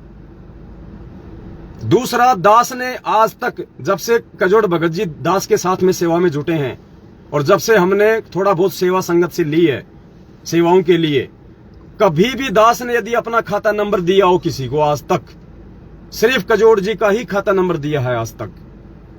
और दास ने कभी भी इनकी उस सेवा में, क्योंकि लिखापढ़ी का काम मुझ नीत से ज्यादा नहीं होता है, मेरा मैथ बहुत कमजोर है, फिर भी परमात्मा ने थोड़ी बहुत दया बख्शी, लेकिन फिर भी दास ने इनसे कभी नहीं पूछा कि भगत जी किसका आ रहा है किसका जा रहा है। जितना दास ने आवश्यकता अनुसार भाई से पैसा मांगा, भाई ने तुरंत निकाल के दास को दे दिया। ये इनका विश्वास और मेरा विश्वास, मैंने इनसे कभी कोई हिसाब किताब आज तक नहीं मांगा। बीच में थोड़ा सा हमारा जो फसाद हो गया था काल प्रेरणा के चलते, तो भगत जी ने वो ज्योति वाती के लिए थोड़ा सा मना कर दिया था, भाई मैं नहीं जला सकता, वो नहीं कर सकता। तो दास ने उस समय तुरंत ये मैसेज डाल दिया था कि भक्तों पैसे को लेके कोई भी अपने मन में शंका ना पाड़े कि कजोड़ भगत जी ने या पवन दास ने 1 रुपया भी आपका बर्बाद किया होगा। नहीं, खाते पीते घर का है, अपनी ईमानदारी से अपनी नौकरी करता है। जो बात है मैं सत्य बोलूंगा, सेवा का दुरुपयोग ना हुआ है और जहां तक दास को विश्वास है ना हो सकता है। लेकिन यह मैटर कुछ और है भगत जी। तो या तो आप भाई बहनों को पूर्णतया ये विश्वास नहीं है कि इस बूंदी शकल के प्राणी को परमात्मा ने निमित्त बना रखा होगा, और अगर निमित्त मानते हो तो भगत जी फिर बहुत सोच समझ के चलने की आवश्यकता है। ऐसे तो कल को भगत जी कोई भी अपना खाता नंबर डाल देगा, नीचे लिख देगा प्रार्थी सतगुरु का कुत्ता पवन दास, और ये मेरा नया नंबर है, कोई भी नंबर डाल देगा, ये मेरा खाता नंबर है, जिन जिन भाई बहनों ने सेवा लिखाई है सभी पैसे इस खाते में डाल दो। आप क्या सोचते हो भगत जी? सभी लोग इंटेलिजेंट है संगत में, सभी लोग बुद्धिमान है संगत में। अगर इतने बुद्धिमान होते तो भगवान को पहचान लेते, जन्मदिन नहीं मनाते, साथ संगतियों से जुड़ जाते। आज आप राजनीति क्यों नहीं कर रहे भगत जी? आप किसी को वोट क्यों नहीं डालते? आप किसी को ज्योति पाठ का पैसा क्यों नहीं दे रहे? आप उन नामदान केंद्रों पे क्यों नहीं जा रहे? और जो जा रहे हैं, जो सारे उल्टे काम कर रहे हैं, वो भी तो आप ही के भगत भाई हैं। तो हम ये कैसे कह सकते हैं कि सभी का बुद्धि का लेवल समान है? सभी लोग बिल्कुल सोच समझ के चलने वाले हैं। ऐसे ही साथ संगत में जो लोग जुड़ रहे हैं वो सभी लोग पूर्णतया मर्यादा में नहीं है, वो सभी लोग उतने इंटेलिजेंट नहीं है, उतने होशियार नहीं है जितने होने चाहिए। तो भगत जी अगर हमारे से यदि इस प्रकार की छोटी छोटी त्रुटियां होंगी तो आगे चल के भगत जी नुकसान हो सकता है, क्योंकि ये 10वें अंश का पैसा है, ये हमारे भाई बहनों की सेवा का पैसा है। और इस पैसे का जरा सा आपको पता है, जब मैं लाइव आया था सेवा के लिए तो दास ने बीच में लाइव में जिक्र किया था कि ये कौन व्यक्ति है जिसने श्री कृष्ण जी की फोटो लगा रखी है और जो अपने मोबाइल नंबर डाल रहा है कि सेवा यहां पे भेजो। तो दास ने तुरंत आप लोगों को कहा था कि ऐसे ऐसे फर्जी लोग भी आएंगे। तो भगत जी मौके का फायदा उठाने वाले, यानी मौके पे चौका मारने वाले भी बहुत होते हैं संगत में। तो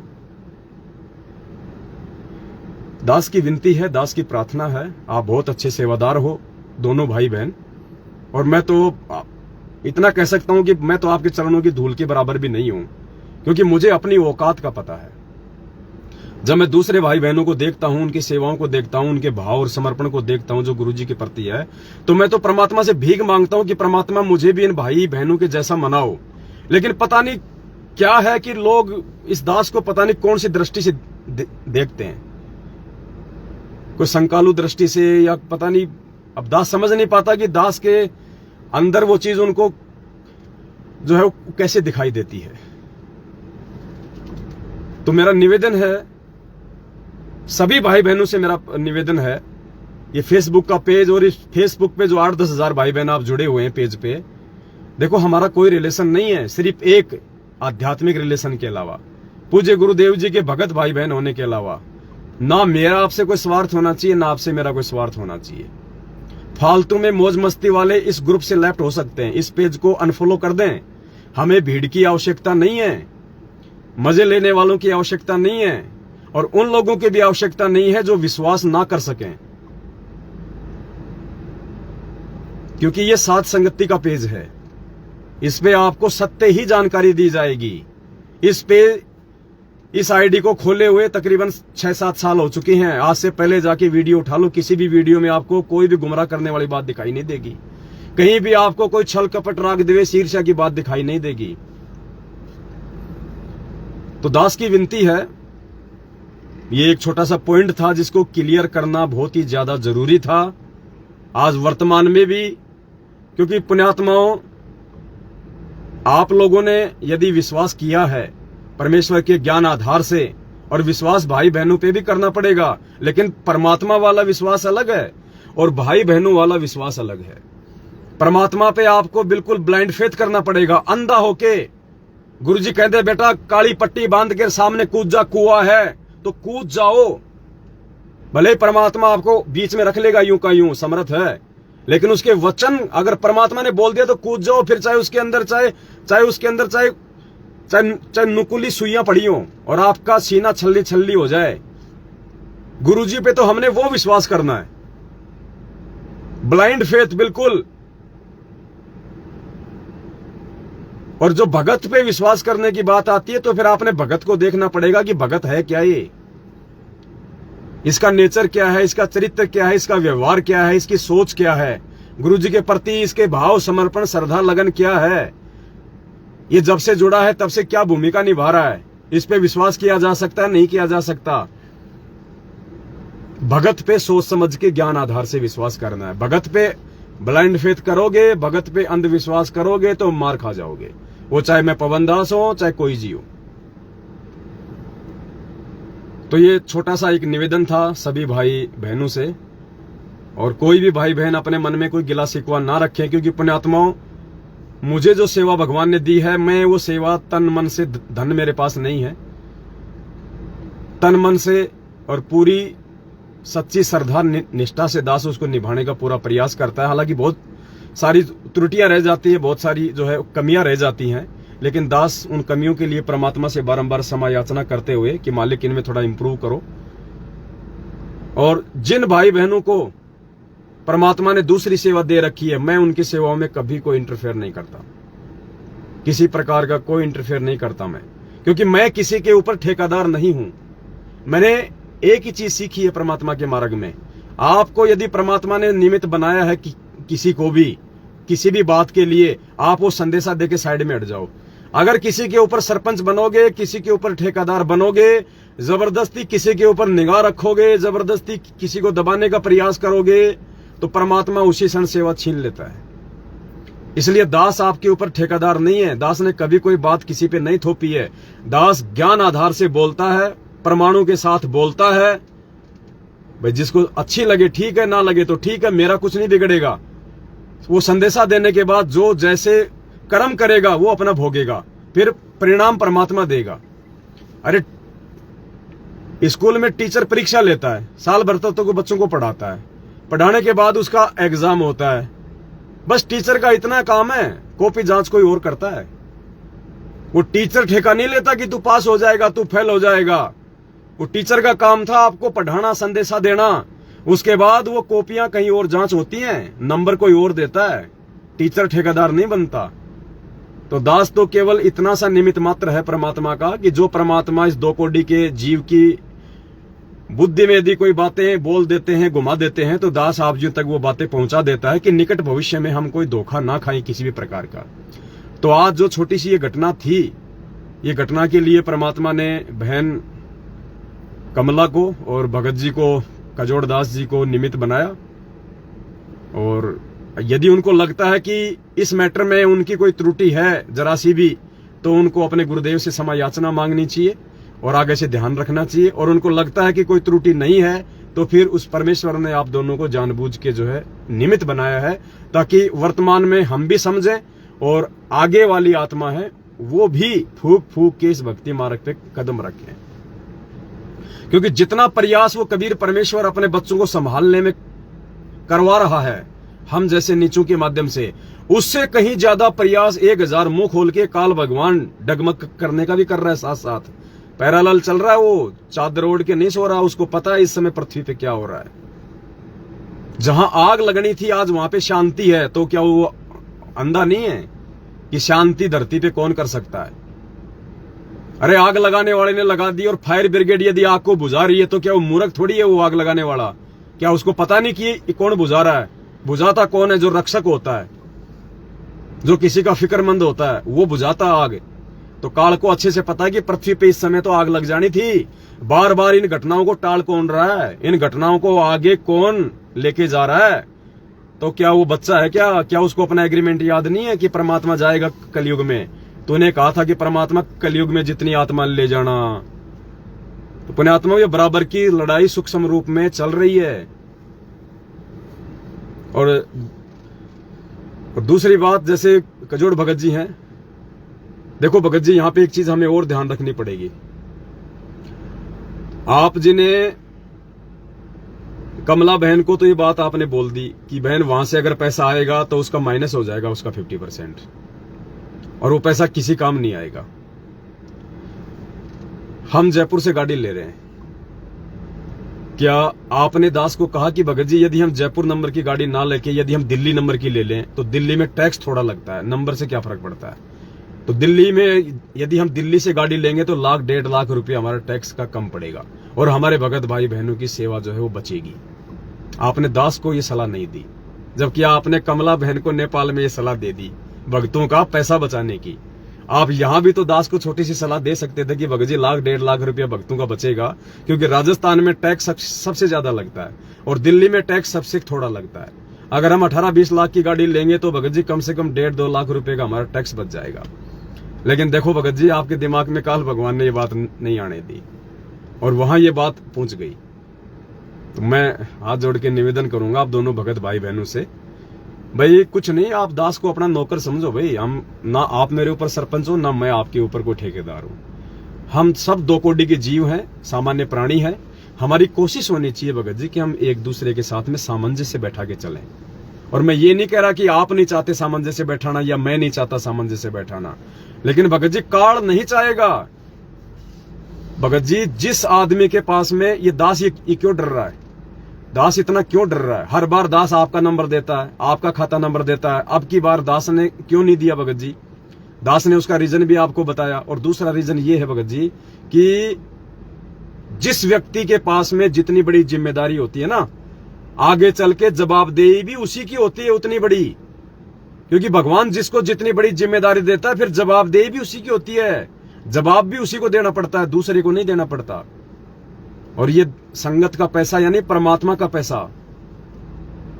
और किसी भी दृष्टि से यदि हम संगत में कोई 3-4 खाता नंबर दे दें, मैंने मेरा भी दे दिया, आपका भी दे दिया, एक भाई का और दे दिया, हमने डाल दिया, अब 3-3 खाता नंबर हो गए तो संगत कंफ्यूज, कोई चौथा आदमी भी डाल देगा बीच में, फिर अपना कोई 5वां भी डाल देगा अपना। अब संगत में सारे कितने इंटेलिजेंट है भगत जी, आपको भी अच्छे से पता है। तो बड़े भाई, किसी भी प्रकार से परमात्मा के बच्चों में कोई अफवाह, कोई भ्रमणा ना फैले, बीच में तीसरा आदमी कूद के और काल का दाव ना लगाए, इसके लिए परमात्मा को दास ने प्रेरणा की थी।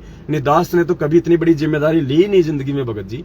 ये पैसे का काम तो दास हमेशा आपको सौंपता है। मैं तो बिल्कुल मूर्ख आदमी हूं इस मामले में। लेकिन अब की बार यदि भगवान ने दास को सेवा दी है तो भगवान है, वो तो जोटे को भी भगत जी मुनि बना दे। भगवान तो जोटे को भी मुनि बना दे सीए। इसलिए ये छोटी सी सेवा दास ने ली थी अब की बार भगत जी, क्योंकि बाकी सेवा तो आप लोग ही लूट रहे हो सारी। आप कजोड़ भगत जी सारी सेवा क्यों भगत जी? सही बात। कजोड़ भगत जी सारी सेवा लूट गए, क्योंकि भंडारे होते हैं, दास तो बैठ जाता है वहां पे मूर्ख आदमी की तरह। कजोड़ भगत जी वहां पे पूरा खाना बनाना, भक्तों को खिलाना, और हलवा राम तो बहुत 1 नंबर का बनाते हैं ये। तो सारी सेवा तो आप लोग ही लूट रहे हो, हिसाब किताब की सेवा। तो भाई दास क्या लूट रहा है बताओ? दास को तो भगवान ने अभी छोटी सी सेवा दी है। उधर वो कमला बहन लूट रही है नेपाल में सेवा, तो दास को तो अब की बारी छोटी सी सेवा मिली थी ये लिखा पढ़ी करने की। अब ये भी आप लोग नहीं करने दे रहे ढंग से, तो भाई क्या बताऊं। तो दास की इस सेवा में भगत जी किसी भी प्रकार का कोई इंटरफेयर ना हो, इसलिए दास ये प्रार्थना करता है कि हम बहुत सोच समझ के चले भगत जी, क्योंकि बहुत धोखे खा लिए हैं हम लोगों ने। अब तीसरे आदमी की एंट्री बीच में नहीं होनी चाहिए, दूसरे आदमी की एंट्री नहीं होनी चाहिए। काल इस समय हर प्रकार से, क्योंकि काल आमने सामने की लड़ाई नहीं लड़ता है, वो इसी प्रकार से छलबल की लड़ाई लड़ता है, वो इसी प्रकार से हमारे अंदर वो करता है। तो आज जो आगे का मैटर है वो आज नहीं हो पाएगा, क्योंकि अब थोड़ा भंडारा भी करेंगे। दास ने सोचा कि वो भक्ति बोध वाला भी, अन्नदेव की आरती, भोग की आरती का भी हो जाएगा, लेकिन अभी संभव नहीं है। तो दास लास्ट में जाते जाते आप सभी भाई बहनों से यही प्रार्थना करेगा कि अभी तक मैंने इंडिया में किसी भी भाई बहन को सेवा के लिए नहीं कहा है कि आप अपनी सेवा भेजो, ना मैंने किसी को कोई खाता नंबर दिया है। अभी तक केवल 2 बहनों की सेवा आई है, 2 बहनों की, और वो भी मजबूरी वश। ये लाइव देख रहे सब, कोई 2 का नाम ले रहा है, इसका मतलब अगर किसी ने दी हो, अगर तीसरे ने, तो सोच लेना ये दास नीच है, ये कमीना है, दास 2 आपके साथ में धोखा कर रहा है। 2 के अलावा अगर तीसरे भाई बहन ने अगर सेवा दी हो तो समझ लेना ये पवन दास जो है, ये कुत्ता है, कमीना है। उस भाई ने फिर इस दास के ऊपर विश्वास नहीं करना जिंदगी में। और 2 कौन है?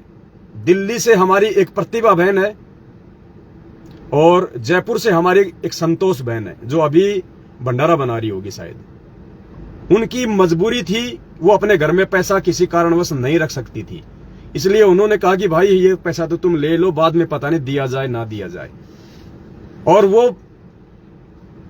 और देखो यहां पुण्यात्मा फिर वही बात आएगी। कजोड़ भगत जी इस बात के गवाह हैं, संतोष बहन जी भी यहीं बैठी है, वो भी इस बात की गवाह है। कजोड़ भगत जी अपनी ड्यूटी पे थे, दिन के 2 बजे वो संतोष बहन के घर पे आने वाले थे। संतोष बहन ने दाल बाटी चूरमा बनाया था, दास को संतोष भगत जी ने भंडारे पे बुलाया था। तो भंडारा बहन जो है तैयार कर रही थी और दास ने भंडारा ले लिया था। दास आपने वहां संतोष बहन जी के जो है जयपुर में वहां पे जो है बैठ गया और 2 बजने में तकरीबन 1-1.5 घंटा बाकी था, यानी 2 बजे फिर कजोड़ भगत जी को भी घर पे भंडारा करने के लिए आना था। तो बहन ने कहा कि भगत जी ये 11,000 रुपए की सेवा आप हमारी ले लो। तो दास ने कहा कि बहन मेरी ड्यूटी है केवल लिखने की। कजोड़ भगत जी लाइव हैं, संतोष बहन जी भी सुन रही है, झूठ फूट का काम नहीं है। सिर्फ ये साबित करना चाहता दास कि दास केवल अपनी सेवाओं तक सीमित रहता, दास दूसरे की सेवा में इंटरफेयर नहीं करता। तो बहन को दास ने कहा कि बहन आप केवल एंट्री करवा दो। ये बहन निकाल के ले आई वो 11,000 रुपए, सामने रख दिए।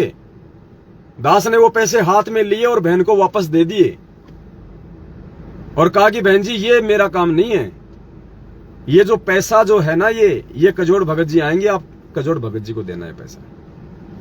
बोले भगत जी आप ले लो, बात तो एक ही है, कजोड़ जी ने लिया आपने लिया मुझको नहीं। एक बात नहीं है, बहुत ज्यादा अंतर है इस चीज में। अभी तक मेरी जो सेवा है मैं वही करूंगा, मेरी एंट्री की सेवा है। और आप जयपुर से हो इसलिए दास बोल रहा है कि अभी आ रहे कजोड़ जी, तो आप उन्हीं को दे देना सेवा। मैं क्या करूंगा उसका लेके, उसका रख के? अगर 1 रुपया भी इधर उधर हो गया तो मेरा क्या हाल होगा फिर? भाई मैं गलती नहीं करूंगा। 1.5 घंटे बाद में कजोड़ भगत जी आए और फिर बहन ने कजोड़ भगत जी को वो 11,000 रुपए दिए। दास ने नहीं लिए, नहीं तो दास भी लेके जेब में डाल सकता था। दिल्ली से जो प्रतिभा बहन थी उसने 9,000 रुपए शायद भेजे थे। तो दास का तो अभी खाता नंबर है, लेकिन अभी मैं जाऊंगा कल बैंक में देखूंगा वो चालू है बंद है। तो दास ने प्रतिभा बहन को भी कजोड़ भगत जी का ही फोन पे नंबर दिया और बहन ने कजोड़ भगत जी के फोन पे नंबर में 9,000 रुपए डाले। कजोड़ जी मेरे साथ में थे, मैंने कहा भगत जी आपका फोन पे नंबर दे रहा हूं। बोल ठीक है। 5 मिनट में बहन ने दिल्ली से 9,000 रुपए डाल दिए, मैसेज आ गया, बहन को कंफर्म कर दिया कि भाई आपके पैसे आ गए। पुण्यात्माओं, दास फालतू की जिम्मेदारी, फालतू की सेवा नहीं करेगा जो दास के बस की नहीं है, या जो सेवा दास नहीं करना चाहता, परमात्मा नहीं करवाना चाहता है, वो काम दास नहीं करेगा। दास उतना ही करेगा जितना, और यही रीजन है कि परमात्मा ने अभी तक दास पे मेहर बख्शी हुई है। और यकीन मानना पुण्यात्माओं, कोई किसी के पैसे का भूखा नहीं है, कोई किसी के पैसे का भूखा नहीं है। सब अपने अपने हिसाब से खा रहे हैं, पी रहे हैं, मैनेजमेंट वालों को छोड़ के। इसलिए हमें ना सेवा की भूख है, ना कोई पैसों की भूख है। ये तो परमात्मा, कुछ आपके संस्कार ऐसे होंगे जो परमेश्वर ने काटने हैं और वो संस्कार केवल इस सेवा के प्रतिफल में ही कटेंगे, दूसरा कोई तरीका नहीं है। दास चाहता तो आपने एंट्री तो करवाई दी। दास तो पिछले 2 दिन से चुपचाप बैठा, फ्री बैठा है। दास तो लग जाता फोन करने आप लोगों को, भगत जी भेजो, आप भी भेजो, आप भी भेजो। अभी तक अगर किसी के पास फोन गया हो, एक भी भाई ऐसा बता दे, इंडिया में, पाकिस्तान में, जर्मनी, जापान, नेपाल, चीन, इंग्लैंड, लंदन, पता नहीं कहां से आई है सेवा, एंट्री आई है। ये दास लाइव है, सभी भाई बहन देख रहे हैं। अगर किसी भी भाई बहन के पास में देश विदेश में अभी तक अगर इस दास का एक भी फोन गया हो कि भगत जी आपने जो सेवा लिखी थी वो लिखवा दीजिए, तो ये दास का सिर और आपका जूता, किसी से सेवा दास ने नहीं कही अभी तक। जब जरूरत होगी तो कहूंगा, और जरूरत नहीं होगी तो आपको जिंदगी में कोई फोन नहीं आएगा, आपको जिंदगी में फोन नहीं आएगा। और सबसे पहले यदि सेवा की जरूरत पड़ेगी तो जिन भाई बहनों ने जो मोटी रकम लिखवा रखी है, 5 लाख रुपए, 3 लाख रुपए, 2 लाख रुपए, 1.5 लाख रुपए, सबसे पहले दास उन्हीं को फोन करेगा, क्योंकि छोटा पैसा लेने मंगवाने में थोड़ी समस्या है। लेकिन वो छोटे वाले ये ना समझे कि हमारी छोटी सेवा है इसलिए नहीं ले रहे, नहीं, ये बहुत ही नीच और घटिया सोच होगी। ये सेवा नहीं लगेगी अगर ऐसा आपने सोचा तो। आपकी सेवा तो, या ये पुण्यात्मा अध्यात्म में सूक्ष्म मारा गया है, आपको पता भी नहीं, आपकी सेवा तो लग चुकी है। जिस समय आपने दास को एंट्री करवाई थी उसी समय आपकी सेवा गुरुजी के चरणों में पहुंच गई जेल में। अब वो कागज के नोट हैं, आप चाहो तो उनको अपने घर में भी काम में ले लो, कोई जरूरी नहीं है कि आपने पवन दास के लिए उनको रखना है कि कोई सेवा सेवा सेवा। आप चाहो तो मजबूरी में अपने घर में भी काम में ले सकते हो, कोई जरूरी नहीं है, क्योंकि वो भी तो सेवा ही होगी। आपको फालतू में तो उनको बर्बाद नहीं करेंगे, जहां आवश्यक होगा वहीं तो आप उनको यूज करोगे। तो आप उनको अपने घर में भी यूज कर सकते हो, क्योंकि सेवा तो आपकी लग चुकी है ऑलरेडी। पुण्यात्मा भी सत का मार गए, 1 रुपया किसी का खा के हमें किसी का गधा नहीं बनना अगले जन्म में। अगर जरूरत होगी उधार ले लूंगा अपने भगत भाई बहनों से, क्योंकि मजबूरी है, काम नहीं कर पा रहा इस समय। उधार ले लूंगा भगत भाई बहनों से, धोखे से नहीं लूंगा, क्योंकि वो धोखा आपके साथ नहीं होगा, वो धोखा मेरे स्वयं के साथ होगा। जब परमात्मा लात मार के मुझे यहीं छोड़ जाएगा, उससे बड़ा कोई धोखा नहीं हो सकता जिंदगी में। तो ये छोटा सा संदेशा था आप सभी भगत भाई बहनों के लिए, और मेरा सबसे हाथ जोड़ के ये विनती है, प्रार्थना है, हम गलतियां ना करें पुण्यात्माओं। ये लास्ट एंड फाइनली है, हमारा अंतिम दाव है। ये पैसों के लिए खेल नहीं हो रहा, ये परमात्मा आने वाले समय के लिए जो हमें सेवा देना चाहते हैं कि मेरे बच्चे आपस में कितना एक दूसरे में विश्वास करके, कितना एक दूसरे के साथ में सामंजस्य से बैठा के आगे बढ़ेंगे। ये रिहर्सल हो रही है पुण्यात्माओं, आगे की रिहर्सल हो रही है ये। तो बहुत सोच समझ के कदम। और अब कजोड़ भगत जी भी आने वाले हैं, 10 बजे का टाइम है उनका। साथ में दास के सत्येंद्र भगत जी जयपुर से हैं, बैठे हुए हैं, अभी तक आपने देखा भी नहीं। बंदी छोड़ सतगुरु रामपाल जी भगवान की जय। ये अपने भगत जी हैं, जयपुर से हैं, सत्येंद्र दास जी हैं, और शुरू से ही परमपिता परमेश्वर के प्रति समर्पित हैं। शुरू से ही ये सत्सेवक हैं, साथ संगति से जुड़े हुए हैं, मालिक की विशेष दया है। और ये गाड़ी देख के कोई ये ना सोचे कि भाई हम ले आए, पता नहीं आएगी भी या नहीं आएगी, कोई बड़ी बात नहीं। कोई जरूरी नहीं पुण्यात्माओं कि आपको गाड़ी के लिए ही वो नहीं। परमात्मा कई बार भाव भी देख लेता अपने बच्चों के, कि देखें इनको एक दूसरे के ऊपर कितना क्या विश्वास हुआ है। कोई बात नहीं, कोई जरूरी थोड़ी कि हम गाड़ी लाएंगे तो ही सेवा होगी, हम बसों में चले जाएंगे। क्या हमारे भगवान नहीं गए बसों में? आपको पता होना चाहिए, माउंट आबू है राजस्थान में, जिला माउंट आबू। वहां से एक राधे श्याम भगत जी हैं, तकरीबन 60-65 साल की उनकी उम्र है, शायद वो लाइव देख रहे होंगे। पहले वो ओम शांति ओम से जुड़े हुए थे, जहां पे वो मुरली वगैरह दी जाती है। क्या वो बजाने वाली दी जाती है या वैसे दी जाती है, मुझे तो मालूम भी नहीं है। तो बात तकरीबन 2000 या 2003, 2000 या उससे पहले की बात होगी, सन 2000 या उससे पहले की बात है। गुरुजी का करोथा में गुरुजी का आश्रम खुल चुका था। करोथा हरियाणा में गुरुजी का आश्रम खुल चुका था। करोथा आश्रम खुलने के बाद भी पुण्यात्माओं, गुरुजी सरकारी बसों में बैठ के सत्संग करने जाते थे, सरकारी बस में। वो भगत जी किशनगढ़ की साथ संगति में आए, उन्होंने दास को बताई, बोले भगत जी आपको एक बात बताता हूं। मैं भगत जी बताओ। बोले मैं पहले ओम शांति ओम से जुड़ा हुआ था, और मैं माउंट आबू से आ रहा था, मैं ओम शांति ओम से, राजस्थान में है माउंट आबू। बोला उस समय भगत जी बोले मुझे इस समय मालूम पड़ रहा कि वो गुरुजी थे, वो परमात्मा थे। बोला माउंट आबू राजस्थान से ओम शांति ओम से मैं अपने घर के लिए आ रहा था, मैं हरियाणा में रहता हूं। और उस समय संत रामपाल जी महाराज, भगवान गुरुजी, जिस बस में मैं था रोडवेज में, उसी बस में गुरुजी भी। और उस समय पुण्यात्मा उस भाई ने बताया, दास का तो रोना आ गया था उस समय। राधे श्याम जी ने बताया कि गुरुजी उस समय उस बस में बैठने के लिए सीट नहीं थी, गुरुजी ऊपर की वो पाइप पकड़ के खड़े हुए थे। उस रोडवेज बस में सत्संग करके आ रहे थे गुरुजी, और साथ में कुछ भगत थे, भगत लोग तो नीचे बैठे हुए थे सीटों पे।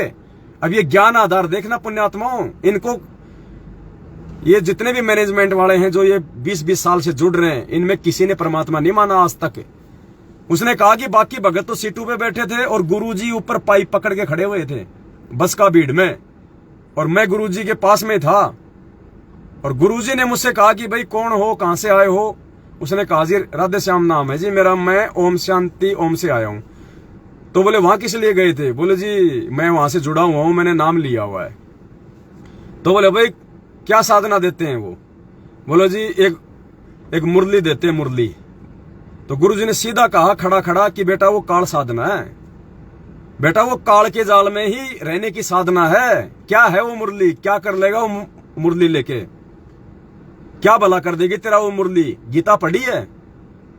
मालिक ने उसको अध्याय बताया 16 का श्लोक नंबर 23। ये बोला बेटा ये मनमाना आचरण है और मानव जीवन बहुत ही ज्यादा दुर्लभ है। और गुरुजी ने कहा कि बेटा अगर तेरे को सत्य साधना चाहिए तो तू मेरा करोथा आश्रम है हरियाणा में, वहां आ जाना। और उसके बाद फिर उस भगत जी ने उस बात को दिमाग से निकाल दिया। फिर कह रहे थे कि काफी साल बाद, 8-10 साल बाद फिर मैं करोथा आश्रम में गया, वरना उसी समय गुरुजी ने उनको पुस्तक दे दी थी बस में। बोला ये मेरा एड्रेस है और बोले वहां जाना आश्रम में। उसके बाद फिर वो 2008 के आसपास या कैसे फिर वो गए करोथा आश्रम में। वहां जाके उन्होंने नाम लिया, तब उन्होंने देखा रही ये तो वही गुरुजी थे जो वहां बस में खड़े हुए थे। तो पुण्यात्मा बात ये नहीं है कि हमने कोई गाड़ी खरीदने के लिए या हमारे पास में जो है कोई जुगाड़ नहीं था या फिर दुनिया भर की बसें नहीं चल रही। अरे आजकल तो वोल्वो बस चलती हैं, एसी बस चलती हैं, आजकल तो पहले से सीट बुक हो जाती हैं। तो ये ना सोचना कि हमने गाड़ियों के लिए या अपना कोई शौक पूरा करने के लिए मैनेजमेंट वालों की तरह आप लोगों से सेवा ली है। नहीं, हो सकता आपकी सेवा ना लगे, हो सकता आपकी सेवा जो है लग भी जाए, लेकिन परमात्मा ने आपके भाव तो देख लिए। आप जिन जिन भाई बहनों ने ज्ञान आधार का जो परिचय दिया है, देखो जब गुरुजी नहीं रहेंगे तब भी कोई एक आधा आश्रम तो रहेगा जहां पे नाम वगैरह दिया जाएगा, जहां पे भाई बहन आएंगे, भंडारे भी होंगे, तो वहां भी आपने अपना पैसा तो देना पड़ेगा, सहयोग तो करना पड़ेगा। तो वहां कौन से गुरुजी बैठे होंगे जो आप गुरुजी के हाथ में दोगे? वहां भी तो भक्तों के माध्यम से ही पूरा व्यवस्था संभलेगी। तो वो व्यवस्था परमात्मा आज देखना चाहते हैं अपने रहते सहते कि मेरे बच्चे मेरे पीठ पीछे सतलोक जाने के बाद उस व्यवस्था के लायक बने या नहीं बने, ये भक्तों को पहचानने लगे या नहीं लगे। और जो भक्त को नहीं पहचानेगा भगवान को क्या खाक पहचानेगा वो? तो 7 साल से आपके सामने परमात्मा ने इस दास को डमरू की तरह जो है बजा बजा के दिखाया है। और आज परमात्मा कोई संतोष भी हुआ है, आज परमेश्वर की आत्मा भी आपने विश्वास करके ज्ञान आधार से और ये लाखों में सेवा लिखवा के आपने परमेश्वर को प्रसन्न किया है कि हाँ मेरे बच्चे ज्ञान आधार से समझ रहे हैं और सुपात्रों का सहयोग कर रहे हैं, सुयोग्य का सहयोग कर रहे हैं और एक दूसरे के साथ में मिलजुल के आगे बढ़ने का इनके अंदर वो गुण विकसित हो रहा है। ये रिहर्सल कोई परमात्मा 1 घंटे पहले थोड़ी करेगा पुण्यात्माओं, ये आज से ही होगी रिहर्सल। ये हमें परमात्मा उस रंग में रंग देगा, वरना हम यदि गुरुजी के जाने के बाद एक दूसरे पे विश्वास नहीं करेंगे तो व्यवस्था चलेगी कैसे? वो तो अंतर्यामी, वो तो जो मर्जी कर दे, लेकिन सिस्टम को तो सिस्टम के माध्यम से ही परमात्मा चलाएगा ना। जब भस्मासुर भाग रहा था उसके पीछे शंकर जी को मारने के लिए, तो ये तो समर्थ है, ये तो भस्मासुर को वैसे फूक मार के उड़ा देता, पार्वती बन के क्यों आया? क्योंकि सिस्टम से तो चलेगा ना। तो इसी प्रकार परमात्मा अपनी गैर हाजिरी में जब परमेश्वर सतलोक चले जाएंगे तो उसके लिए परमात्मा अपने सेवादार तैयार कर रहा है। आज वो भक्तों की टीम तैयार कर रहा है। आज वो परमात्मा जो दृढ़ता के साथ एक दूसरे के ऊपर विश्वास करके, बिना लोभ लालच के, बिना किसी स्वार्थ के, बिना मन में कोई मनमुटाव के, वो है असली प्यार प्रेम, वो है असली भाईचारा। ये दुनिया का भाईचारा तो राम राम राम राम राम राम भाई, राम राम भाई, ये देखते ना आप, ये आए दिन ये जिनके लाखों फॉलोवर होते हैं फालतू में वो खैंचातानी करते रहते हैं। कई आते हैं, कई बार दास देख लेता हूं उनको, हाथों में सोना चांदी और गले में चैन और उनके लाखों फॉलोवर, राजनीति की बात। रोम रोम भाई, सभी भाइयों को रोम रोम रोम रोम, जुड़ियो भाई एक बार सारे। उनको क्या तो वो संदेश देता है, दास देखता कि मैं उसका भात भराया, वहां इतने पैसे खर्च हो गए और दो पैसे, मैंने ये कर दिया, मैंने वो कर दिया, वो न्यू बोलिया, सारा दिन बक बक बक बक, कोई मतलब नहीं। और उन मूर्खों के पीछे लाखों लोग जुड़े। लेकिन ये सत का मार्ग है। अब मैनेजमेंट वाले जो पेज हैं, सतलोक आश्रम मैनेजमेंट ने जो पेज बना रखे हैं, स्पिरिचुअल लीडर संत रामपाल जी महाराज, सतलोक आश्रम बरवाड़ा, और वो जब लाइव चलाते हैं तो पुण्यात्माओं उनके लाइव में भी इतने भगत नहीं जुड़ते। वो केवल गुरुजी का सत्संग लाइव चलाते हैं, वो खुद लाइव नहीं आते। क्यों नहीं आते वो लाइव? क्योंकि पुण्यात्मा परमात्मा ने उनको निमित्त नहीं बनाना आगामी सेवाओं के लिए। मैं ये नहीं कहता कि मेरे अंदर वो योग्यता है, नहीं, परमेश्वर जिसको चाहेगा वो सत साहिब कर ले भक्तों को। ये रूपदास भगत जी हैं, जिनके घर पे आज परमात्मा ने छोटी सी सात संगति और भंडारे की रजा बख्शी है। आ जाओ, ये हैं रूपदास भगत जी। सत साहिब, मालिक के सभी प्यारी आत्माओं को रूपदास जयपुर वाले का सत साहिब। जय बंदी छोड़ की सदगुरु रामपाल जी भगवान की जय हो। सत साहिब। तो थोड़ी देर बाद में भगत जी के हो गया भंडारा तैयार? रेडी हो गया? उनको बैठे हैं। और तो उनको खिलाओ, माता बहन को खिलाओ। पहले 10-15 भगत भाई बहन आए हुए हैं, परमात्मा का भोग आरती हो गई है। तो सबसे पहले जो है माता बहने, हाँ ले रहा हूँ,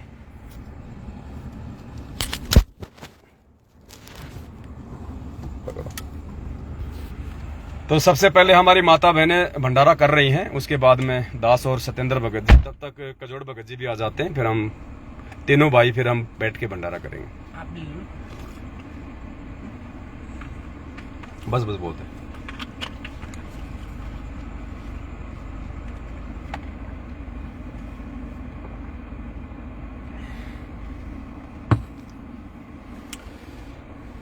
तो बस ये छोटा सा संदेशा था आप सभी भाई बहनों के लिए।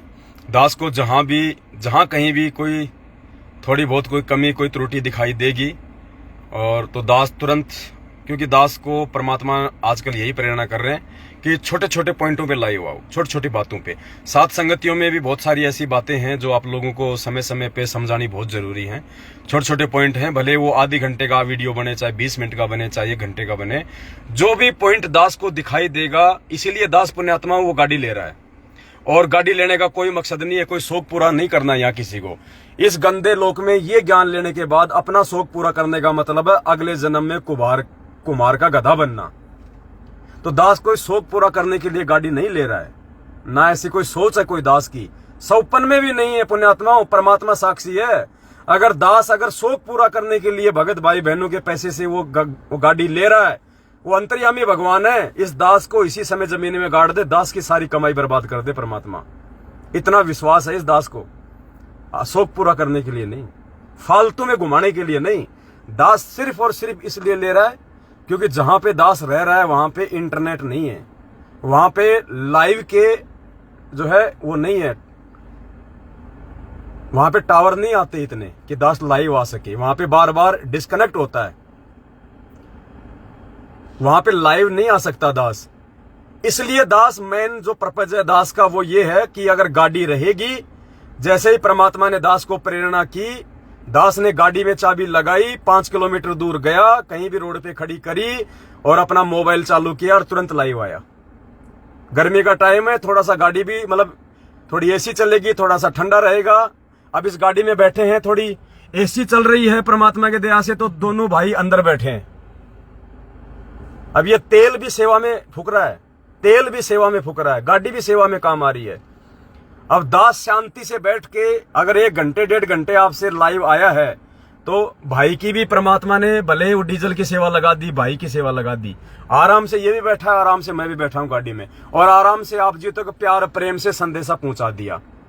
अगर यहां टावर ना हो, यहां पे एसी ना चलती इसमें, इस गर्मी के टाइम में, तो पता नहीं क्या का दास क्या से क्या बोल जाता क्योंकि वो गर्मी में तो खोपड़ा खराब हो जाता है। फिर तो ठंडे दिमाग से बैठे हैं, भगवान ने साधन इसीलिए दिए हैं, ये सेवाओं के लिए दिए हैं। तो दास केवल इसी मकसद से दास जो है वो चीज ले रहा है कि एक तो सात संगतियों में आना जाना थोड़ा आसान हो जाएगा, थोड़ा टाइम पे पहुंच जाएंगे, थोड़ी थकान कम होगी। तो मालिक की दया से ऐसी बात नहीं, हम बसों में भी जाते हैं, रात से पहले हम गए भी हैं, लेकिन जब परमात्मा ने अपने बच्चों के लिए साधन दिए हैं और सभी की सेवा लग जाए तो उसमें दिक्कत क्या है, सबके जो है पुण्य बनने।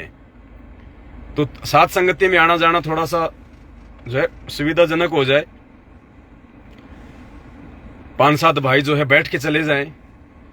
और मेन जो था कि कब परमात्मा दास को प्रेरणा कर दे, और ये पुण्यात्मा होता क्या ना, एक समय होता है। ये दास की एक खासियत है, जब दास आरती करता है ना, तीनों समय की आरती के समय ही परमात्मा दास को सत प्रेरणा करता है।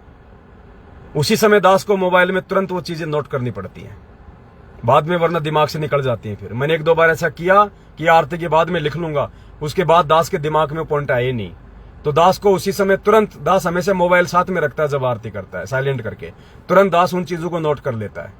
उसी समय परमात्मा दास की बुद्धि ऑन करता है। और लाइव आने की जो प्रेरणा होती है वो तुरंत बनती है। अभी दास आपको रियली बता रहा, जब अभी दास जो लाइव आ रहा है ना, और जब से दास ने लाइव शुरू किया है, पुण्यात्मा उससे आधे घंटे पहले ही परमात्मा ने अचानक से प्रेरणा की। नहीं तो दास अपना डोंगल हमेशा साथ रखता है इंटरनेट का। दास वो भी नहीं लेके आया आज जयपुर। दास हमेशा अपना जो आईपैड है वो साथ रखता है। दास वो भी नहीं लाया, केवल ये मोबाइल लेके आया था, क्योंकि दास आज जयपुर में गाड़ी की ट्राई करने आया था। दिन में हम 1-2 शोरूम में भी गए थे, हम ट्राई भी करके आए थे। लेकिन शोरूम में हैं तब तक तो ठीक है, जैसे बाहर निकलते हैं फिर अंदर से फील होता है यार क्या गाड़ी ले यार, ये थोड़े दिनों में सब चक्का जाम होने वाला है, इन गाड़ियों की जर लगेगी, क्या गाड़ी ले। फिर वो मन में वही विचार आ जाते हैं। फिर थोड़ी देर बाद जब गर्मी लगती है तो सोचते हैं यार ले ले तो ठीक है, थोड़ी सेवा हो जाए, अब इस कैसे क्या होगा आने जाने में। और जब बसों में धक्के खाते हैं तो सोचते हैं यार गाड़ी तो जरूरी हो गई। और जैसे बस से नीचे उतरे, कहीं बैठे ठंड में, अरे क्या करेंगे यार गाड़ी का मतलब कोई स्वार्थ नहीं, कोई लोभ लालच नहीं, कोई शौक नहीं। तो गाड़ी भी जब परमात्मा चाहेगा पुण्यात्मा उसी समय आएगी, और उसी समय दास आप भाई बहनों को फोन करेगा। उससे पहले किसी से 1 रुपए की दास को कोई जरूरत नहीं है। आज सिंगापुर से भी दास के पास में फोन आया था भाई का, दुबई से फोन आया, सऊदी से फोन आया भाई का, कह रहा था भगत जी आप हमारी सेवा तो ले लो, अपना खाता नंबर भेज दो आज। तो दास ने उनमें से एक भाई को कहा कि सुबह मैं विचार करूंगा। उस लाइव देख रहे होंगे, झूठ का काम नहीं है। दास ने कहा भगत जी दास सुबह आपको विचार करके बताएगा। वो कह रहे थे कि सिंगापुर से मैं कहीं और जा रहा हूं, बाद में हो सकता है मैं लेट हो जाऊं, इसलिए मेरी मजबूरी है, जो सेवा मैंने लिखवाई है आप अपना खाता नंबर भेज दो। तो दास ने कहा कि भगत जी मैं बात करके बताऊंगा, क्योंकि अभी कजोड़ भगत जी आएंगे, सलाह मशवरा करके कि भाई दास का खाता नंबर देना है, उनका देना है या कोई और तरीका है, उस हिसाब से। तो जब होगा तो सबसे पहले दास उन्हीं भाइयों को फोन करेगा, थोड़ी आसानी के लिए, जिन्होंने मोटी राशि जो है वो लिखवाई है। तो जिन जिन भाई बहनों ने जो मोटी राशि लिखवाई है 5-5 लाख की, 3 लाख की, 2 लाख की, 1 लाख की, वो भाई बहन थोड़ा सा तैयार रहें। आपके पास में कल के बाद कभी भी दास का फोन आ सकता है, तो आप जी तैयार रहें, और आप जी उसी समय या 2 घंटे बाद जो है अपनी सेवा का लाभ उठा लें। और थोड़ा फोन का ध्यान रखें बड़े भाई, वरना फिर अगले भाई के पास फोन पहुंच जाएगा, फिर दोबारा फिर कब नंबर आएगा कुछ मालूम नहीं है। एक मनोज भगत जी हैं केरला से, जिन्होंने 1 लाख रुपए लिखवाए थे, वो तो पहले भाप गए। बोले भगत जी मैं दिन में ड्यूटी रहता हूं, वो नेवी में, कोचीन में, केरला। बोला भगत जी मैं दिन में ड्यूटी पे रहता हूं, अगर ये नंबर ना मिले तो भगत जी आप मुझे इस व्हाट्सएप पे तुरंत मैसेज छोड़ देना, और भगत जी सेवा लगाना मत भूलना भगत जी। तो उनको इतना वो डर है कि कहीं भगत जी का फोन आ जाए और कहीं हम फोन ना उठा पाएं और किसी अगले का नंबर आ जाए। अरे भाई ऐसी कोई बात नहीं है, परमात्मा जिसकी लगवाएगा सेवा उसी की लगेगी, ना मेरी औकात है ना किसी और की औकात है। और जहां लगेगी बिल्कुल सत्य जगह पे लगेगी, जो भी चीज आएगी सबकी सेवा में होगी। वो यहाँ कोई शौक पूरा करने के लिए नहीं है, सिर्फ दास को इसलिए कि कब प्रेरणा हो जाए, कब गाड़ी लेके लाइव बनाना पड़ जाए, बस इसलिए, बाकी और कोई मकसद नहीं है। और साथ संगति में आप भाई बहनों को लाने ले जाने में थोड़ा, बस इससे ज्यादा कुछ नहीं। बाकी अब आगे सेवा बढ़ेगी, दास को फील्ड में रहना पड़ेगा, कभी कहाँ, कभी किसी भाई के पास, कभी किसी भाई के पास जाएंगे, क्योंकि और क्या करेंगे बैठे बैठे घर पे। अगर दिन में 5 भाइयों के पास भी अगर मिलेंगे, मालिक की चर्चा करेंगे, उनको भोग के बारे में समझाएंगे, सच्चाई समझाएंगे, वो आत्मा तो दृढ़ होंगी। तो दास क्या करेगा गाड़ी लेने के बाद अपने घर पे बैठ के, दास की यही सेवा रहेगी। और जब भी कहीं कोई साथ संगति होगी तो अपने भगत भाई बहनों को बैठा के और दास साथ संगतियों में आ जाएगा, उसके बाद दास की फिर वही रूटीन रहेगा। तो पुण्यात्माओं सिर्फ यही मकसद है और कोई मकसद नहीं है। और जब गाड़ी आएगी उसके बाद आप सबको गाड़ी दिखाई जाएगी, आप सबको बताया जाएगा, कोई छुपा रुस्तम का काम नहीं है। और गाड़ी बिल्कुल सोच समझ के ली जाएगी, गाड़ी कोई छोटी मोटी नहीं ली जाएगी। जिसके अंदर 8-10 भगत भाई बहन आ जाए वो गाड़ी ली जाएगी, बढ़िया कोई स्ट्रॉन्ग गाड़ी ली जाएगी। देखो ये परमात्मा का पैसा है और परमेश्वर ने यदि आप आत्माओं के अंदर यदि प्रेरणा करके यदि किया है तो ये चीजें जो है बार बार नहीं आती। लाने को तो मारुति 800 भी ले आएंगे, लेकिन फायदा क्या, जो 200 किलोमीटर ही ना चले लगातार, जिसमें हमारे 4 भाई ना बैठे ढंग से। तो परमेश्वर का है, कोई कमी नहीं है उस परमेश्वर के। मालिक ने डबल दे दिया। क्यों दिया है? कि बेटा काम करो ठोस, और वास्तव में सेवा तो अब लगेगी मेरे बच्चों की, और अब उसका सदुपयोग होगा। तो परमेश्वर की दया से 15 से 20 लाख के बीच की हम गाड़ी लेंगे, बढ़िया स्ट्रॉन्ग गाड़ी लेंगे, चाहे वो इनोवा हो या चाहे कोई महिंद्रा की कोई अच्छी गाड़ी हो, बढ़िया गाड़ी लेंगे। 7-8 भगत भाई बहन बैठे हैं, अच्छा इंजन हो, स्ट्रॉन्ग काम हो, लॉन्ग रूट पे चाहे 500 किलोमीटर गाड़ी को दौड़ाओ। क्योंकि लेने को तो 3 लाख वाली भी ले लेंगे, लेकिन फिर वो सेवा कितने भाई बहनों की लगी, तो उसमें ज्यादातर भाई बहनों की सेवा जो है वो लग जाएगी। तो जो भी है खुली किताब है पुण्यात्माओं। और दूसरा, ये आपका अधिकार है, ये आपका राइट है। जिन जिन भाई बहनों ने अपनी सेवा लिखवाई है और जिन जिन भाई बहनों की सेवा लग जाएगी, दास फोन करेगा, जिनकी सेवा आ गई, उन भाई बहनों को अधिकार है ये पूछने का, इस पवन दास से, आपके नौकर से, परमात्मा के नौकर से, कि भाई सेवा कहां लगी है, कहां पे कितनी सेवा लगी है। भगत जी हमें हिसाब दो, अभी तक कितने भगत भाई बहनों का आपके पास में पैसा आया है, और उसमें से आपने कितना पैसा किस सेवा में लगाया है। रात को 2 बजे भी फोन करोगे, आपको सेवा का हिसाब मिलेगा।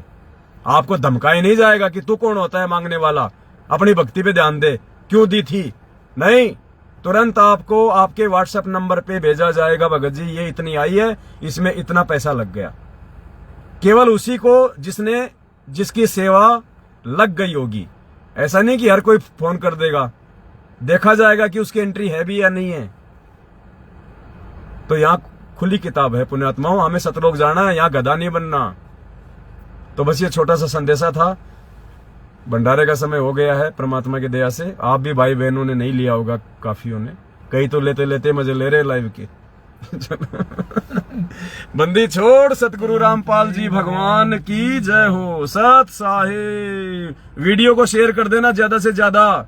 सत साहिब।